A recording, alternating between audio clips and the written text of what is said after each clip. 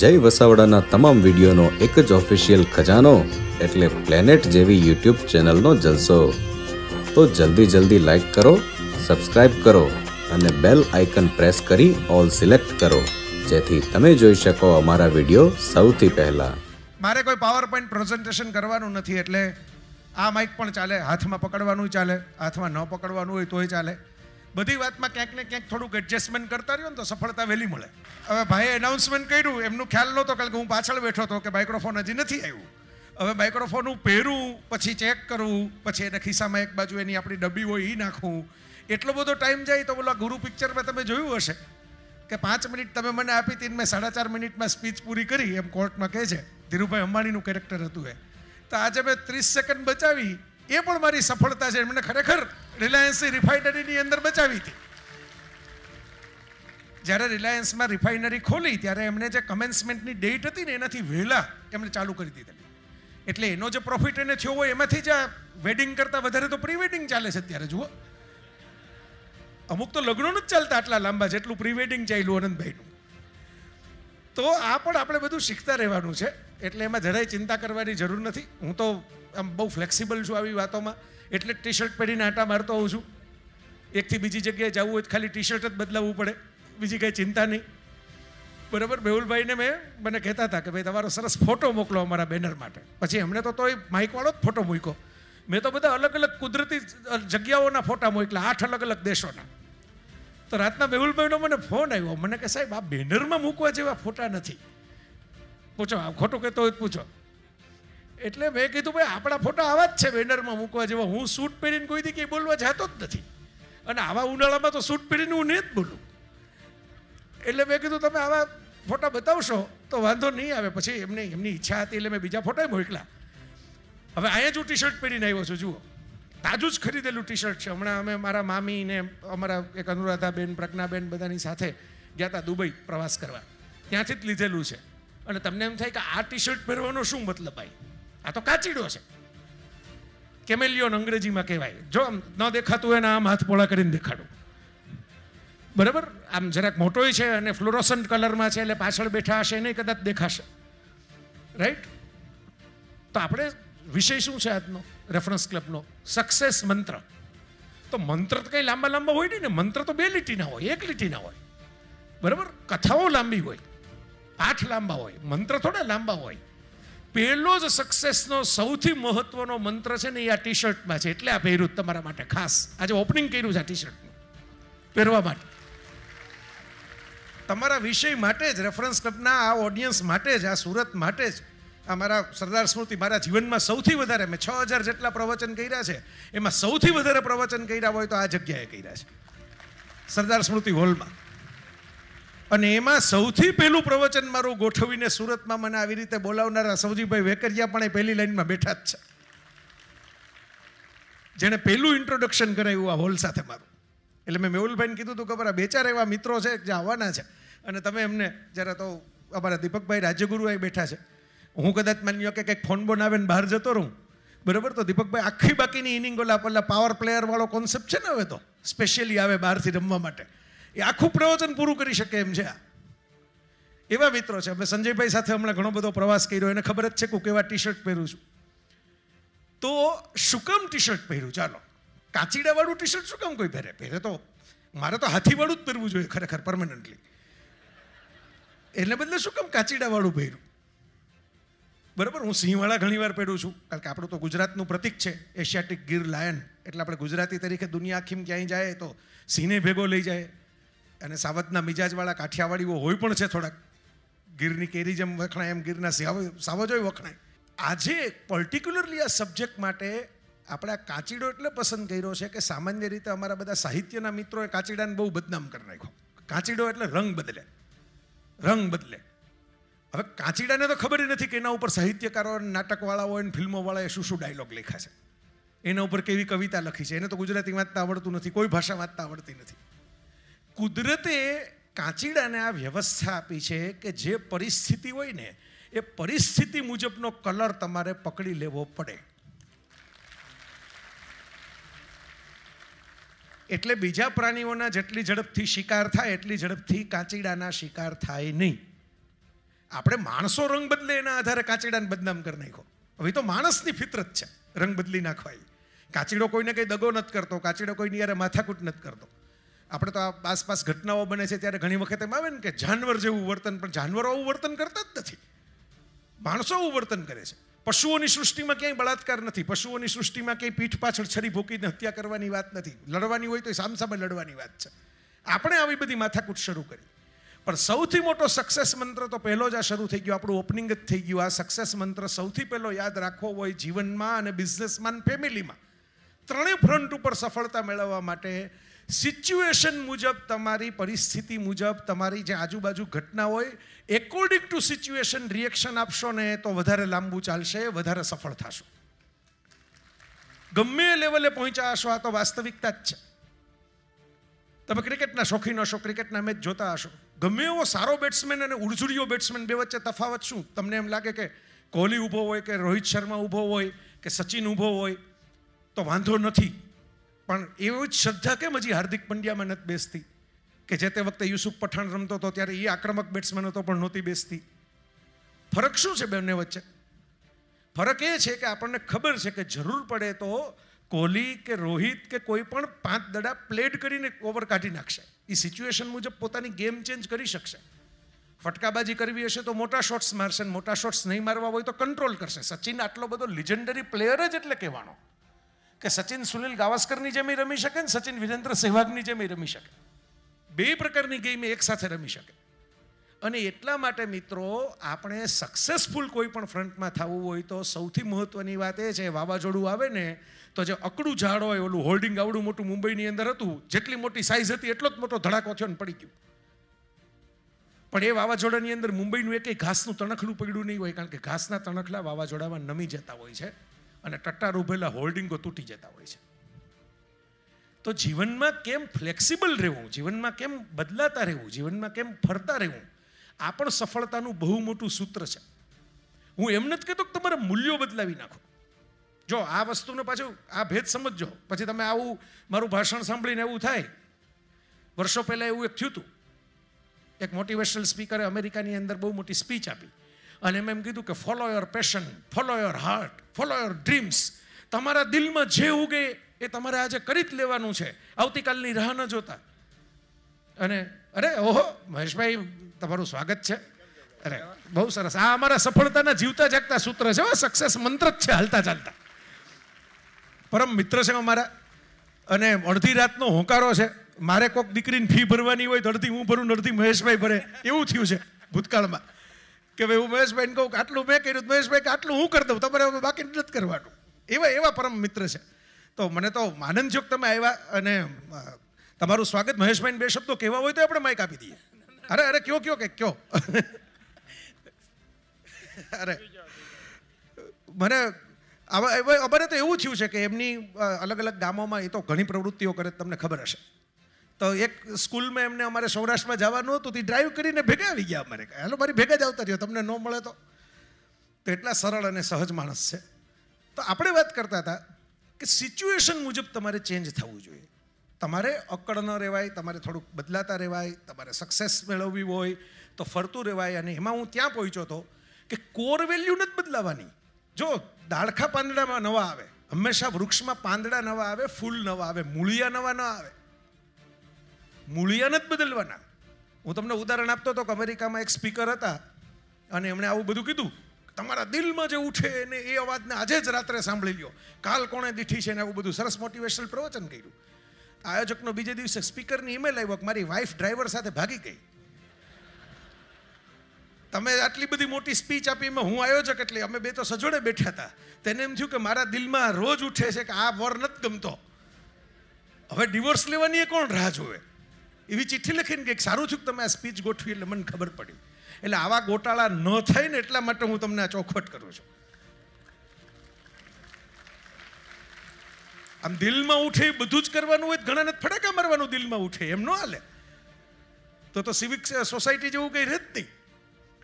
એટલે મિત્રો હવે છે ને, હવે જમાનો એવો આવી ગયો છે કે લોકો 1.5 મિનિટનો વિડીયો જોઈને જ બધું 1.5 કલાકનું નક્કી કરી નાખે છે.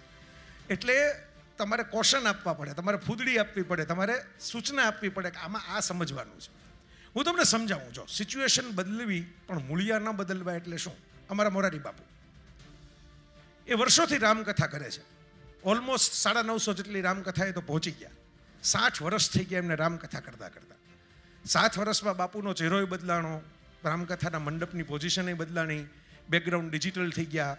હવે આ સ્થાન એવી બધી ચેનલોમાં આવવા માંડ્યું. ચેનલો તો જૂની થઈ ગઈ, હવે યુટ્યુબમાં આવવા માંડ્યું. ઘણું બધું બદલાણું. બાપુએ બધાનો સ્વીકાર કર્યો. ક્યાં એમ નથી કીધું કે આ ન ચાલે, આ ન ચાલે. વેપારનો સ્વીકાર નથી કર્યો, બાકી બધો જ સ્વીકાર કર્યો. મારા ફોટા વેચન, તમે પૈસા કમાવો એવું નથી કરવું, પણ બાકી બધું જ કરો. રામકથામાં એમણે ગીતો, રામકથાની અંદર ટૂચકા, રામકથાની અંદર સામાજિક સમસ્યાઓ, અમુક તો કથાઓ જ સામાજિક સમસ્યા માટે કરી છે કે ભાઈ આપણે અસ્પૃશ્યતા નિવારણ માટે, ગણિકા માટે, એવી બધી કથાઓ કે ભાઈ આનું જ કોણ સંભાળશે. બધા કથાઓ બધા લોકો માટે કરે, પણ કોઈ ગણિકા બહેનો માટે એમાં એવું, હું તો સાક્ષી છું એનો, કે ભાઈ જેના સંતાનોને પરણવું હોય, એની દુનિયામાંથી બહાર નીકળવું હોય, એને બાપુએ કીધું કન્યાદાન હું કરી દઈશ, આ આવીને પરણી જાજો. અને કરેલું છે, એવા પરણી જઈએ મેં જોયા. તો રામકથા એ મૂળિયું છે, એ બદલાવવું ન જોઈએ. કારણ કે એ તો તમારી મૂળ છે. મૂળ ન બદલાય, ફૂલ બદલાય. તો તમે ફૂલ બદલાવો, કથાની વાતાવરણ બદલાવો, કથાની પોઝિશન બદલાવો, કથામાં નવા નવા પ્રસંગો, નવા નવા ઉદાહરણો, નવું નવું ગીત સંગીત, નવું મેં કીધું એમ ડિજિટલ સ્વરૂપ આખું, નવા પ્રકારના મીડિયમ, બધું જ તમે લઈ આવો, પણ તમારા મૂળિયા બદલાવ્યા વગર. સંસ્કાર આપણા મૂળિયા છે, જીવન આપણું મૂળિયું છે, સદાચાર આપણા મૂળિયા છે. એ નથી બદલાવી નાખવાના બિઝનેસ માટે. હું તમને એવા સક્સેસ મંત્ર નહીં આપું. એક બાપુજી છે ને, એના છોકરાને શીખવાડતા હતા કે સફળ થવાની, ધંધો કરવાની વિદ્યા. આવે તો એમ કે ભણીને આવ્યો કોલેજમાંથી, શું ભણ્યો હતો? કે બિઝનેસ મેનેજમેન્ટ. ચશ્માની દુકાન હતી. એ કહે કે બિઝનેસ મેનેજમેન્ટ ભણ્યો તો ચશ્મા કેમ વેચીશ? એટલે કે બાપુજી કસ્ટમર આવે ચશ્મા લે એટલે એમાં પ્રાઇસ ટેગ જોઈ લેવાના, પ્રાઇસ ટેગ જોઈને એનું કોમ્પ્યુટરમાં બિલ બનાવીને આપી દેવાનું. એટલે બાપુજી કે તો તારી કોલેજની ફીના પૈસા જ ન નીકળત, આમ ધંધા થાય તો. બાપુજી જરાક જુદા પ્રકારના હતા. હમણાં આપણે વાત કરીએ એવા મૂળિયાવાળા નહોતા. એટલે બાપુજીએ જુદો ધંધો શીખવાડવાની ટ્રાય કરી કે જો પહેલા કસ્ટમર છે ને એ 4-5 ચશ્મા જોવે, પછી એમાંથી 1-2 હોય ને એ આમ ધારીને જોયા કરે અરીસામાં. બાજુમાં કોઈક ભેગું આવ્યું હોય ને તેને પૂછે કેવા લાગે છે, કેવા લાગે છે. એટલે સમજી જવાનું કે આ જે ભાવ લખેલો હોય ને એના કરતાં ઝાઝા બોલવાના છે, કારણ કે આ એને ગમી ગયેલી વસ્તુ છે. એટલે આમાં નફો કમાવાની તક છે. પછી કે ભાવ આપણે ધારો કે 200ની જોડી હોય, આ ઉદાહરણ માટે કહું છું, 200ની તો હવે આવતી નથી જોડીઓ, બરાબર? તો 200ની જોડી હોય તો તારે વધારીને 300 બોલવા, કારણ કે એને ગમી ગઈ હશે તો એ બહુ જાજી લપ નહીં કરે, 300 આપીને નીકળી જશે. એટલે 100 તો આપણે સીધા મળ્યા. મૂળ કંપનીનો ને બધો જે પ્રોફિટ ને બધું જે કાઢો કમિશન ને તોય મળ્યા સીધા. પણ એ કે એ 300 સાંભળીને એના ચહેરા ઉપર થડકો ન આવે ને ભાવતાલ ન કરે ને એમ તમને ખબર લાગે કે હમણાં 300 કાઢીને આપી જ દેશે, તો હળવેકથી કહેવાનું કે કાચના, એટલે ફ્રેમના બીજા 200 લેવા થાય. એટલે મૂળ 200ની જ વસ્તુ હતી, એમાંય કમિશન મળતું હતું, એમાંય નફો મળતો હતો, એને 500 પધરાવી દેવામાં વાંધો નહીં. આવા સૂત્ર મારે તમને શીખવાડવાના નથી. આના રેફરન્સ આપણે ક્લબમાં આપવાના નથી, બરાબર? આ છે સારી વસ્તુ કે ધંધો તમારો વિકસે, પણ આપણે ત્યાં દિવાળીમાં જૂના જમાનાની ભારતીય સંસ્કૃતિની બહુ અદ્ભુત પરંપરા. હું ઘણીવાર આ જ હોલમાં બોલ્યો હતો, અમારે કાનજીભાઈનો કાર્યક્રમ હતો વરાછા બેંકનો, કે ભારત એક એવો દેશ છે કે જેણે લક્ષ્મીનો તિરસ્કાર નથી કર્યો, લક્ષ્મીનો એવો સ્વીકાર કર્યો છે કે ભારતનો સૌથી મોટો તહેવાર લક્ષ્મી પૂજનનો છે, દિવાળી. તો વિચારજો, સૌથી મોટો ભારતનો તહેવાર તો લક્ષ્મી પૂજનનો છે. એમાં તિરસ્કાર ક્યાંથી થાય લક્ષ્મીનો?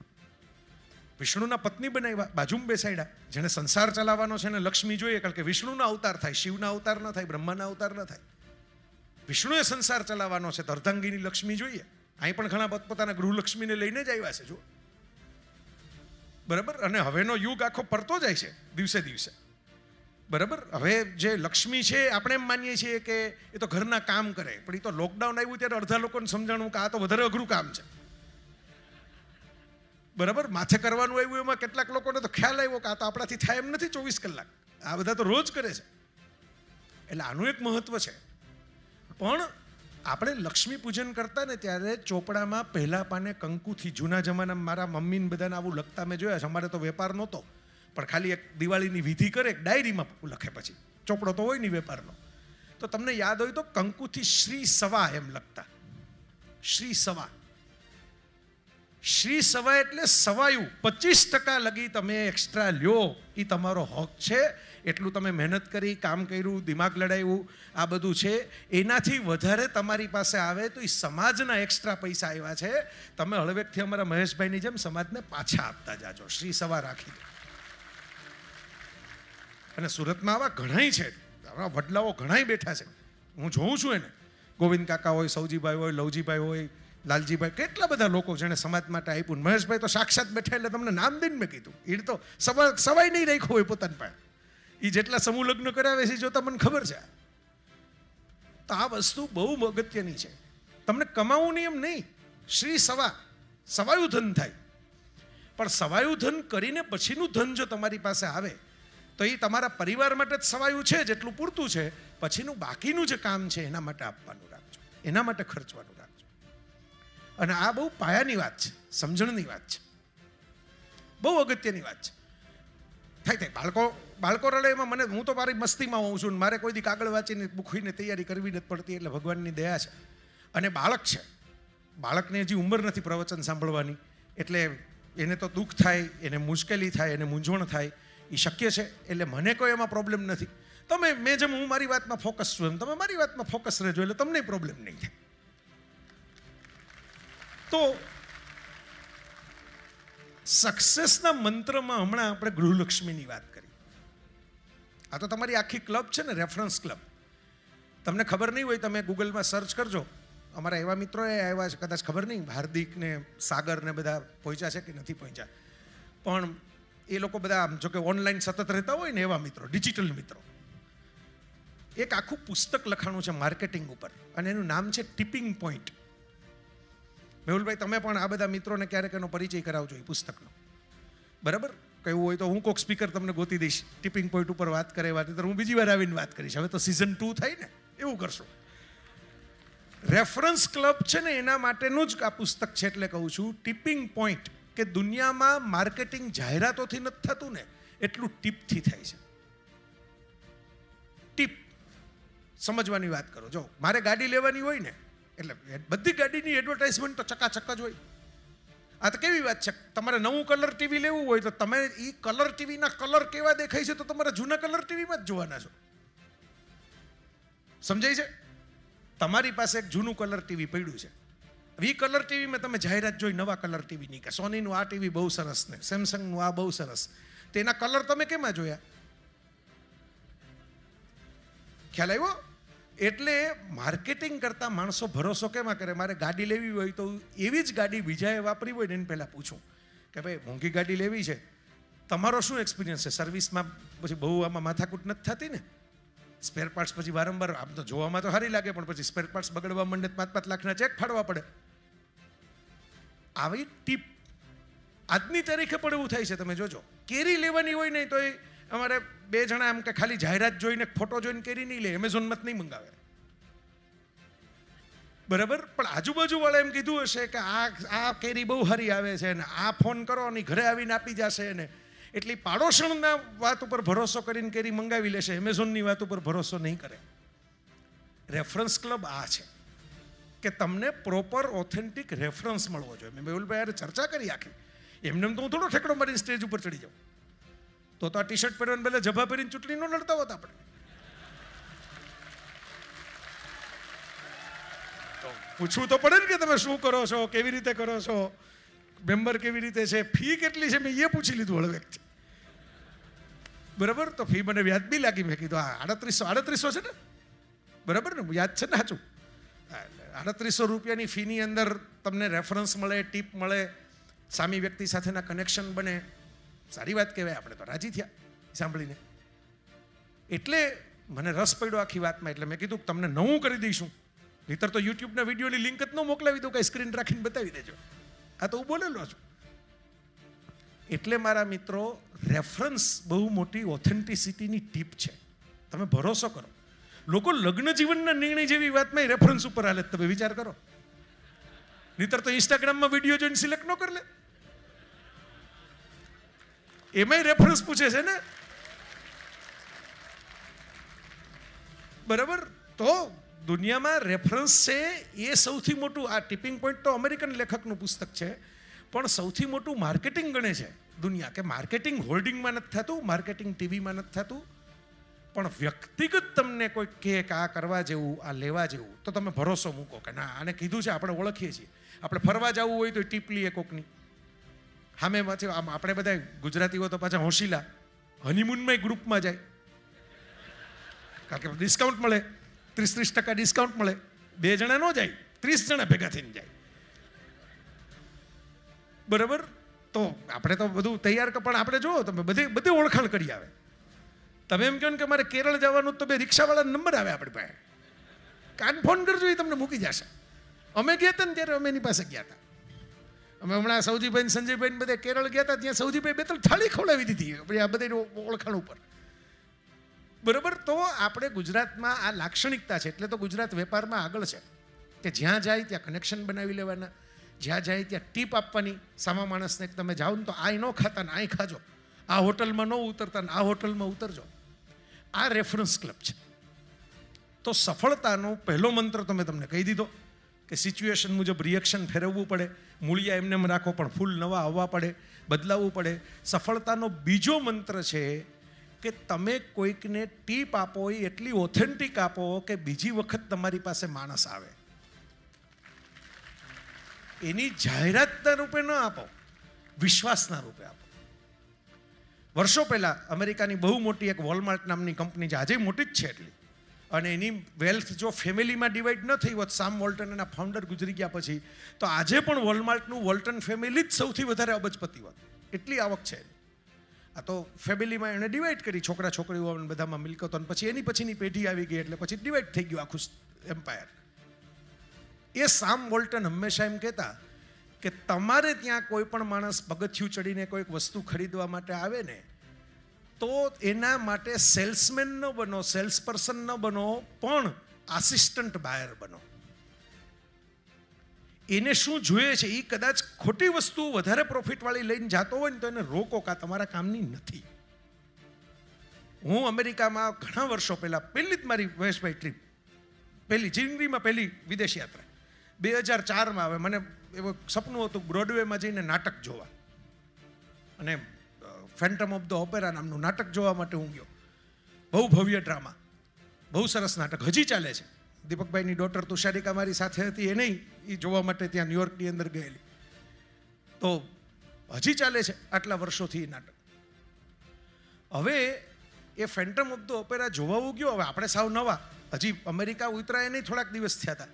ત્યાંની સિસ્ટમ બહુ ખ્યાલ ના આવે, ત્યાંના ઉચ્ચારે અંગ્રેજીના પૂરા સમજાય નહીં. નાટક જોવાનું બહુ સપનું હતું, એટલે મેં ટિકિટ બારીએ જઈ અને એમ કીધું કે ભાઈ મને આમાંથી આ બેસ્ટ સીટ, મેં આમ જોઈને આપણે ઓલા થિયેટરમાં જોઈને નક્કી ન કરીએ કે સેન્ટરની સીટ આપો, એમ મેં એ સીટ ઉપર આંગળી મૂકી. આવી મોંઘી સીટ હતી, મોંઘી હતી તો આપણે તો મનમાં સંકલ્પ કરીને ગયા હતા જે પૈસા થાય, હવે અહીં થોડા પાછા આવવાના. પછી તો હું 15 વખત જઈ આવ્યો, પણ ત્યારે તેમ જ હતું કે થોડા પાછા આવવાના છે, જે પૈસા થાય એકવાર અનુભવ લઈ લેવો છે. એટલે મેં કેશ, ત્યારે તો આ કાર્ડ ઇકોનોમીનો આવો જમાનો નહોતો, મેં કેશ ડોલર, $250 સીટ હતી. $250 ત્યારે પણ મોંઘા જ લાગતા હતા, આજે તો એનાથી મોંઘા થઈ ગયા. તો $250 મેં કેશ હાથમાં આપ્યા. પહેલા ભાઈ એક બેઠા હતા, બ્લેક જુવાન હતા ત્યાં ટિકિટ બારી ઉપર.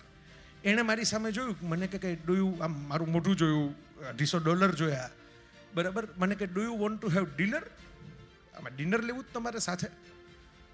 એટલે મેં કીધું no, I don't want to have dinner, I just want to watch play. મારે ડિનર નથી લેવું, મારે ખાલી નાટક જોવું છે.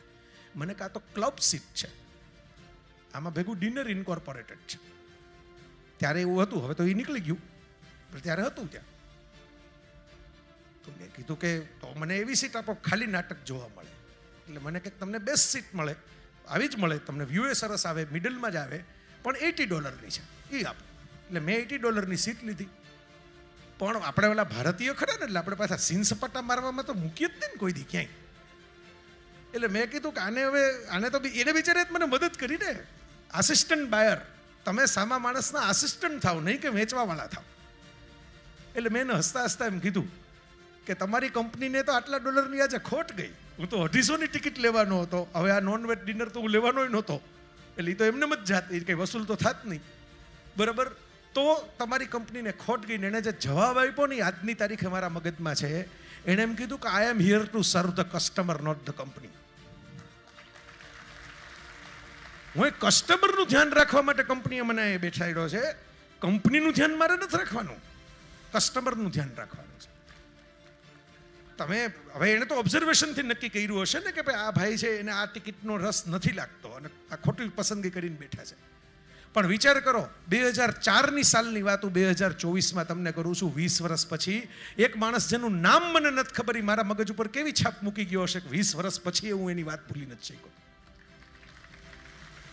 આવા રેફરન્સ બનાવો મિત્રો.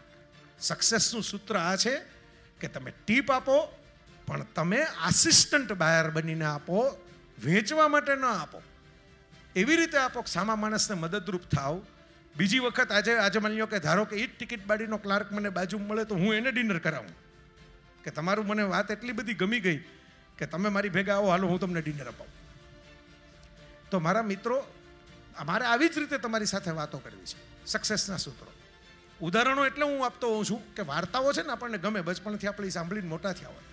આપણો તો દેશ જ કહાનીઓનો દેશ છે. આ એક એવો દેશ છે કે જેણે જીવનના સૂત્રો વાર્તાઓમાં પરોવીને આપ્યા. રામાયણ અને મહાભારતમાં પરોવીને આપ્યા. ગીતા સીધી સીધી એમને નથી કહી દીધી કે ઋષિઓએ આ ગીતા કીધી, બાકી આખી કથા લખી. મહાભારતનું યુદ્ધ કીધું અને વિષાદથી યુદ્ધ સુધી કેમ પહોંચવું એની કથા સંભળાવી આપણે. તો ત્રીજું સૂત્ર જે છે, હમણાં હું તમને કહેતો હતો, ફેમિલી.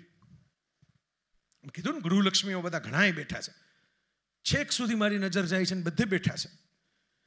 હવે એમાંથી ઘણા બધાને એમ થતું હોય, આપણે 2 ફરિયાદો આવે. હમણાં નેહલબેન મારી સાથે એક કાર્યક્રમમાં હતા, નેહલ ગઢવી. તો એમને કોઈકે સવાલ પૂછ્યો, નેહલબેને કીધું કે ભાઈ આપણે સ્વિગી ઝોમેટોમાંથી કોઈક પાર્સલ મંગાવીએ ને, હજી પાર્સલવાળો પગથિયા ન ઉતરો હોય ને ત્યાં તો આપણે રેટિંગના સ્ટાર આપીએ, બરાબર? કારણ કે એનાથી પાછું ભવિષ્યમાં પાછા ડિસ્કાઉન્ટ મળે, આ થાય ને તે થાય ને, તમે પ્રીમિયમ કસ્ટમર ગણાવો ને, તમે ટોપ ફેન ગણાવો ને, એવું બધું થાય. પણ એ કે આપણા ઘરમાં આપણી માં, આપણી પત્ની, એ કોઈ આપણા માટે 20-20 વર્ષથી 30-30 વર્ષથી ગરમ રસોઈ બનાવતા હોય, એને આપણે કોઈ દી બાજુમાં બેસાડીને સ્ટાર આપ્યા, એને રેટિંગ કે થેન્ક યુ, એને રેટિંગની જરૂર નથી પણ આપણે થેન્ક યુ કીધું.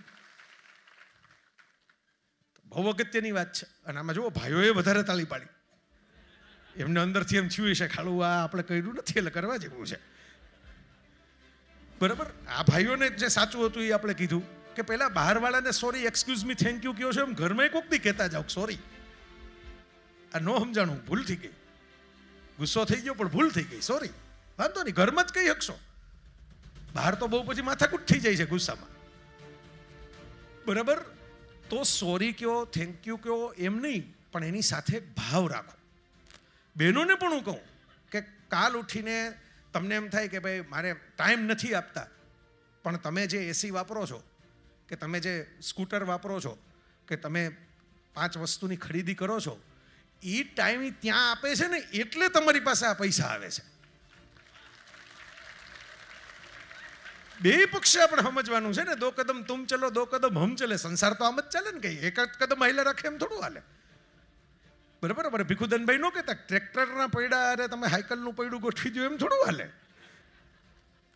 તો બેયનું બેલેન્સ તો રહેવું જોઈએ ને. તો એ બેલેન્સ રાખવા માટે મેં કીધું કે પુરુષો એ વિચાર કરવાનો કે આપણે કોઈ દી બહારવાળાને આટલા રેટિંગ આપીને થેન્ક યુ કહીએ છીએ અને ટીપે આપતા જાય છીએ, તો ઘરમાં કોક દી થેન્ક યુ કહીએ. એ થેન્ક યુને જ ભૂખ્યા હશો. પછી બહુ તમે ખર્ચા કરીને ભેટ લઈ આવશો તો તમને કહેશે કે આટલા બધા ખર્ચાના રૂપિયા ક્યાંથી કમાવો છો.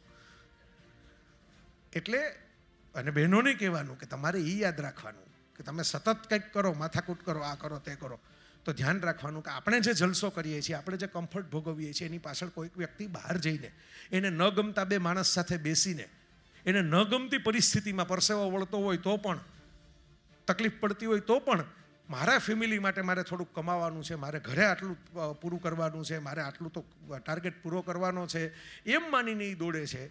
એટલે એની થોડીક શાંતિની અપેક્ષા હોય કે ભાઈ ઘરે બીજું કંઈ તમે મને આ મારો ધંધો તો નથી સમજી શકવાના, પણ હું ધંધામાં લડું છું, એને ટેકો તો કરો. તમને યાદ હોય તો મહાભારતમાં કૃષ્ણે શલ્ય નામના મામા શલ્ય, એને કર્ણનો સારથી બનાવ્યા હતા. ખાસ કર્ણના સારથી તરીકે મામા શલ્ય કૃષ્ણે મોકલ્યા હતા. કારણ કે કર્ણે એવી શરત મૂકી હતી કે અર્જુનનો સારથી જો કૃષ્ણ હોય તો કૃષ્ણ તો અદ્ભુત માણસ છે, તો મારે એ લેવલનો સારથી જોઈએ અર્જુનને પડકારવા માટે. શલ્ય એ લેવલના સારથી. પણ શલ્યને કૃષ્ણ એટલી સૂચના આપી હતી કે કર્ણને તારે છે ને ડિસ્કરેજ કર્યા કરવાનો. એ લડવા જાય એટલે એમ જ કહેવાનું કે અર્જુન જેવું તું લડી ન શક ને, તારું નિશાન એવું છે નહીં, તને તો અહીં હરાવી દીધો હતો ને તને ત્યાં હરાવી દીધો હતો ને તારે આ ફાવતું નથી ને તને ઓલું ફાવતું નથી ને. એટલે માણસ જ્યારે જાય ને ત્યાં લગીમાં ઠંડો થઈ ગયો હોય, એની ઉત્સાહ મરી ગયો હોય, એને 50% સેલ્ફ ડાઉટ આવવા માંડે. આ બહુ અગત્યનું છે.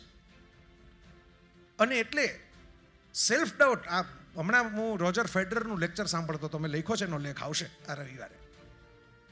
તો રોજર ફેડરરે 9મી જૂને એક પ્રવચન આપ્યું ડાર્ટમાઉથ યુનિવર્સિટીમાં. રોજર ફેડરર જે ન ઓળખતા હોય એના માટે કે હમણાં એક શબ્દ આવે છે GOAT, greatest of all time, GOAT.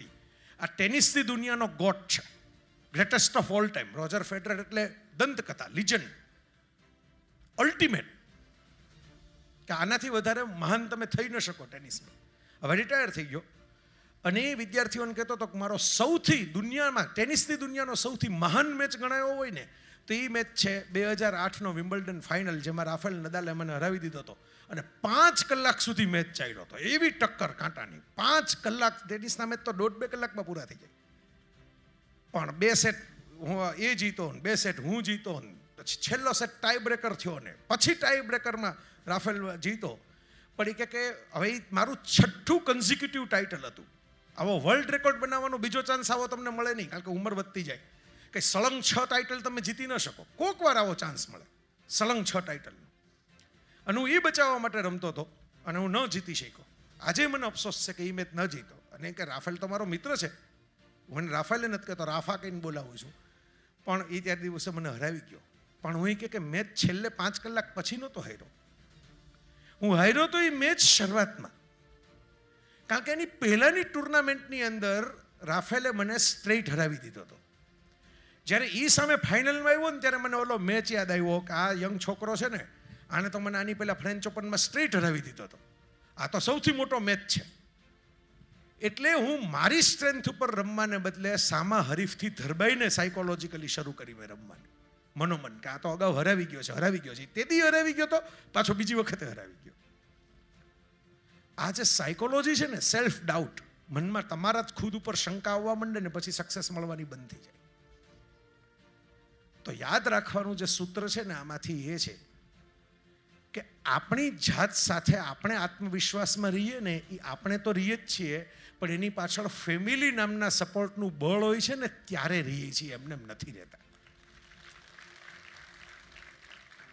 ફેડરરે પણ આ સ્પીચમાં એવું કીધું છે કે એ મેચ પછી એક તબક્કે મને એમ થઈ ગયું કે આ મેચ હું હારી ગયો તો હવે ટેનિસ રમાય જ નહીં. પણ મારી વાઈફ, જે પોતે એક જમાનામાં ટેનિસ પ્લેયર હતી, એણે મને એમ કીધું કે ના, એવું નથી, આ મેચ તમે હારી ગયા બરાબર, તમે હવે જિંદગીમાં 6 ટાઇટલ એક સાથે જીતી શકો. હું ટેનિસ રમું છું એટલે મને ખબર છે કે પોસિબલ નથી, પણ તમે રમવાનું બંધ કરી દેશો ને તો તમે આ જ મેચથી યાદ રહેશો.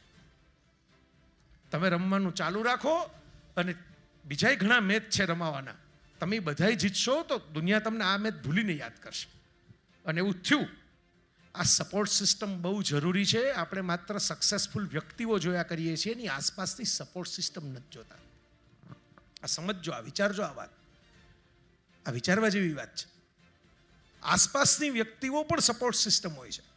હમણાં આપણે વર્લ્ડ કપમાં તમને ખબર હોય ઓસ્ટ્રેલિયા આપણે ચેમ્પિયન થઈ ગયું ને આપણે જે આપણી ટિપિકલ સ્ટાઇલ મુજબ પ્રેશરમાં આવીને છેલ્લે ફાઇનલમાં ધરબાઈ ગયા. ક્વોલિટી ટીમ તો આપણી હતી, આપણે ઓસ્ટ્રેલિયાને હરાવી ચૂક્યા હતા આગલા મેચમાં, લીગ મેચમાં, પણ પ્રેશર હેન્ડલ ન થયું.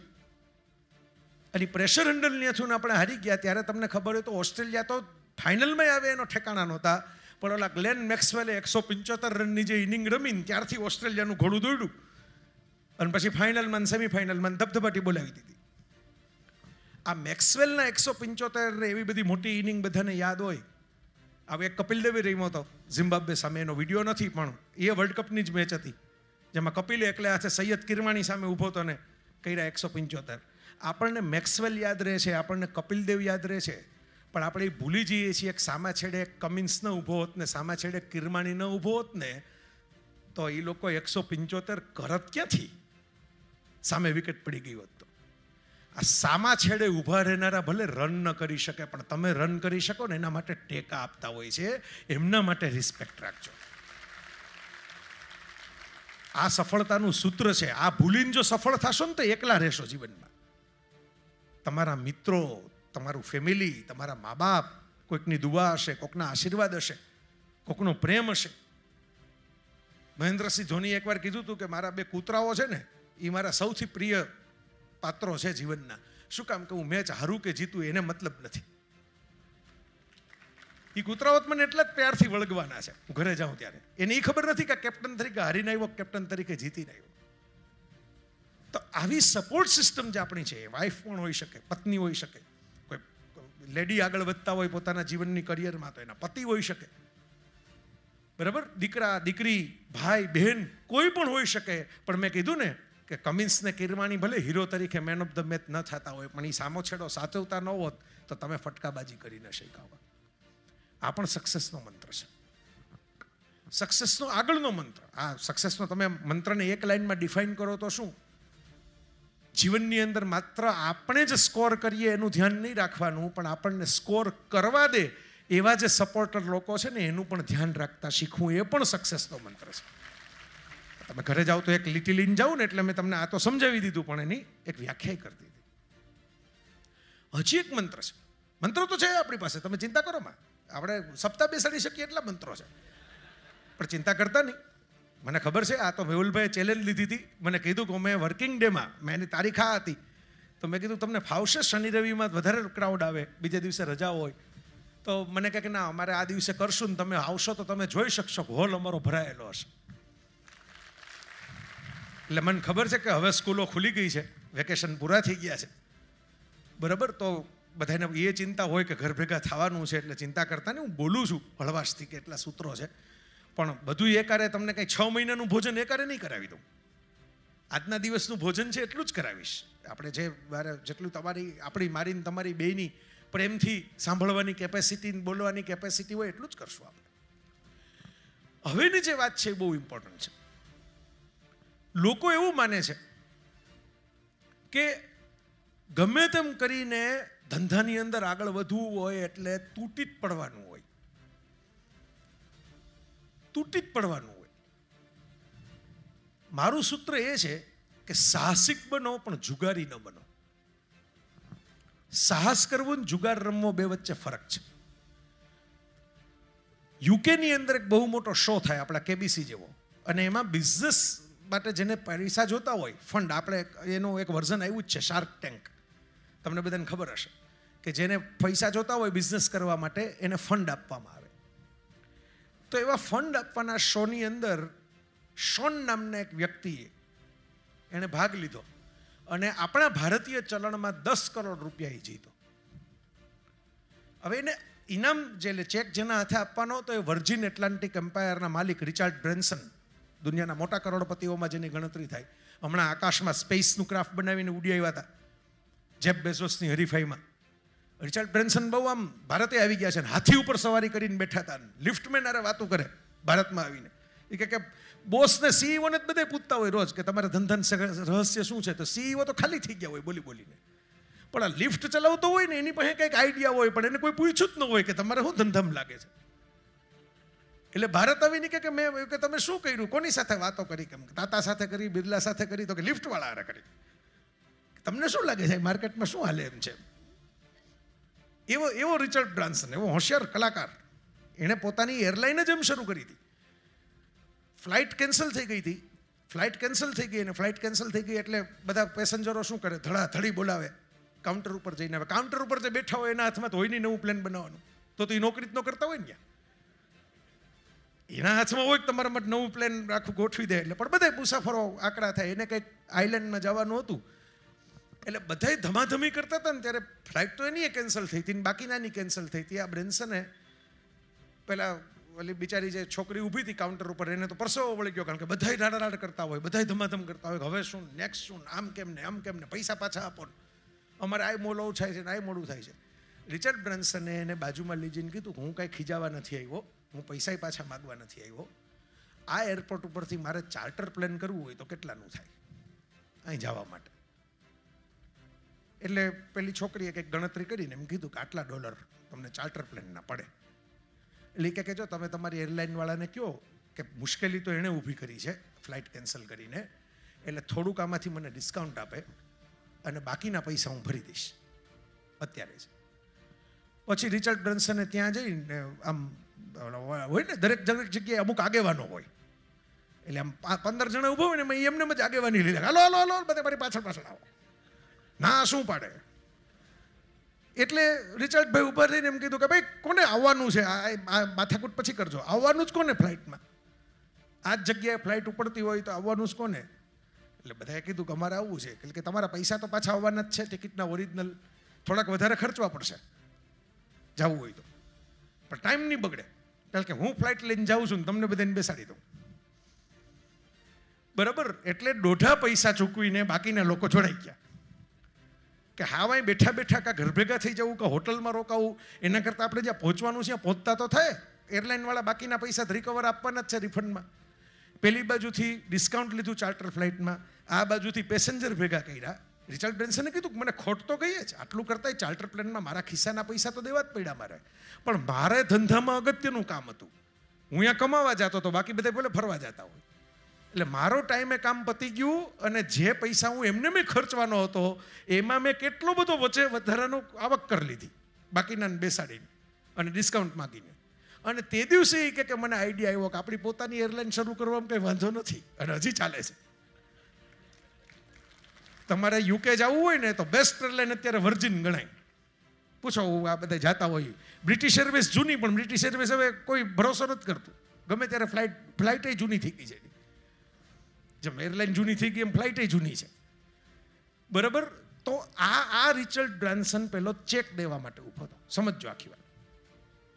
ચેક દેવા માટે ઊભો હતો એટલે પહેલા હરીફને કીધું, શોનને, કે 10 કરોડ રૂપિયાનો આ ચેક છે અને મારા ખિસ્સામાં એક સિક્કો છે, કોઈન, હેડ એન્ડ ટેલ આપણે ટોસ કરે ને એમ, હું સિક્કો ઉછાળું છું, તારે પસંદ કરવાનું, તું જો પસંદ કર ઈ જ પડે, તું એમ કે હેડ અને હેડ જ પડે તો આ 10 કરોડથી ડબલ રકમ મારે તને આપવાની, પણ જો તું પસંદ કરી ન પડે તો આ ચેક તને મળશે નહીં. શું કરવું છે? એટલે 5 મિનિટ વિચાર કરીને એમ કીધું કે ના, હું ચેક લઈ લઈશ. અને બ્રેન્સને એના ખભા ઉપર હાથ મૂકીને કીધું કે you will be the businessman. કારણ કે તે જુગારનો નિર્ણય નથી કર્યો, તે ધંધાનો નિર્ણય કર્યો કે આ સેફ છે, આટલા તો હું કમાઈ જ ગયો છું, હવે આનાથી ડબલ કરવાના નામે હું આય જતું કરતો હું, એ માથાકૂટમાં મારે પડવું નથી, જે છે એટલું ઘણું છે, આમાંથી આપણે બીજા 20 કરોડ બનાવશું, ભગવાનની દયા હશે. આ વાત છે ને, એમાંથી આ સૂત્ર આવ્યું છે કે સાહસિક બનો પણ જુગારી ન બનો. મેં ભલભલા લોકોને, મેં પોતે, મારું તો કંઈ કામ નિરીક્ષકનું છે, પણ ભલભલા લોકોને આ મુદ્દે મેં જોયું છે કે એ લોકો સાહસ કરવામાં ક્યારે જુગાર રમવા માંડે છે ને એ સમજાતું નથી હોતું એમને પોતાને. એટલું બધું કે મોટું કરી નાખે, પછી કંટ્રોલ ન થાય, એટલા માણસો એની પાસે હોય નહીં, ક્વોલિટી બગડવા માંડે, નામ ખરાબ થવા માંડે, આડેધડ પૈસા રોકવા માંડે, એમાંથી ડાઉનફોલ થઈ જાય. આપણા ગુજરાતમાં એવા નામો છે કે જે એક જમાનામાં આમ સુપરસ્ટાર ગણાતા હોય ને પછી સાવ આમ તને કોઈ આજે નામ લ્યો તો કોઈ ઓળખે નહીં કે ઓહો.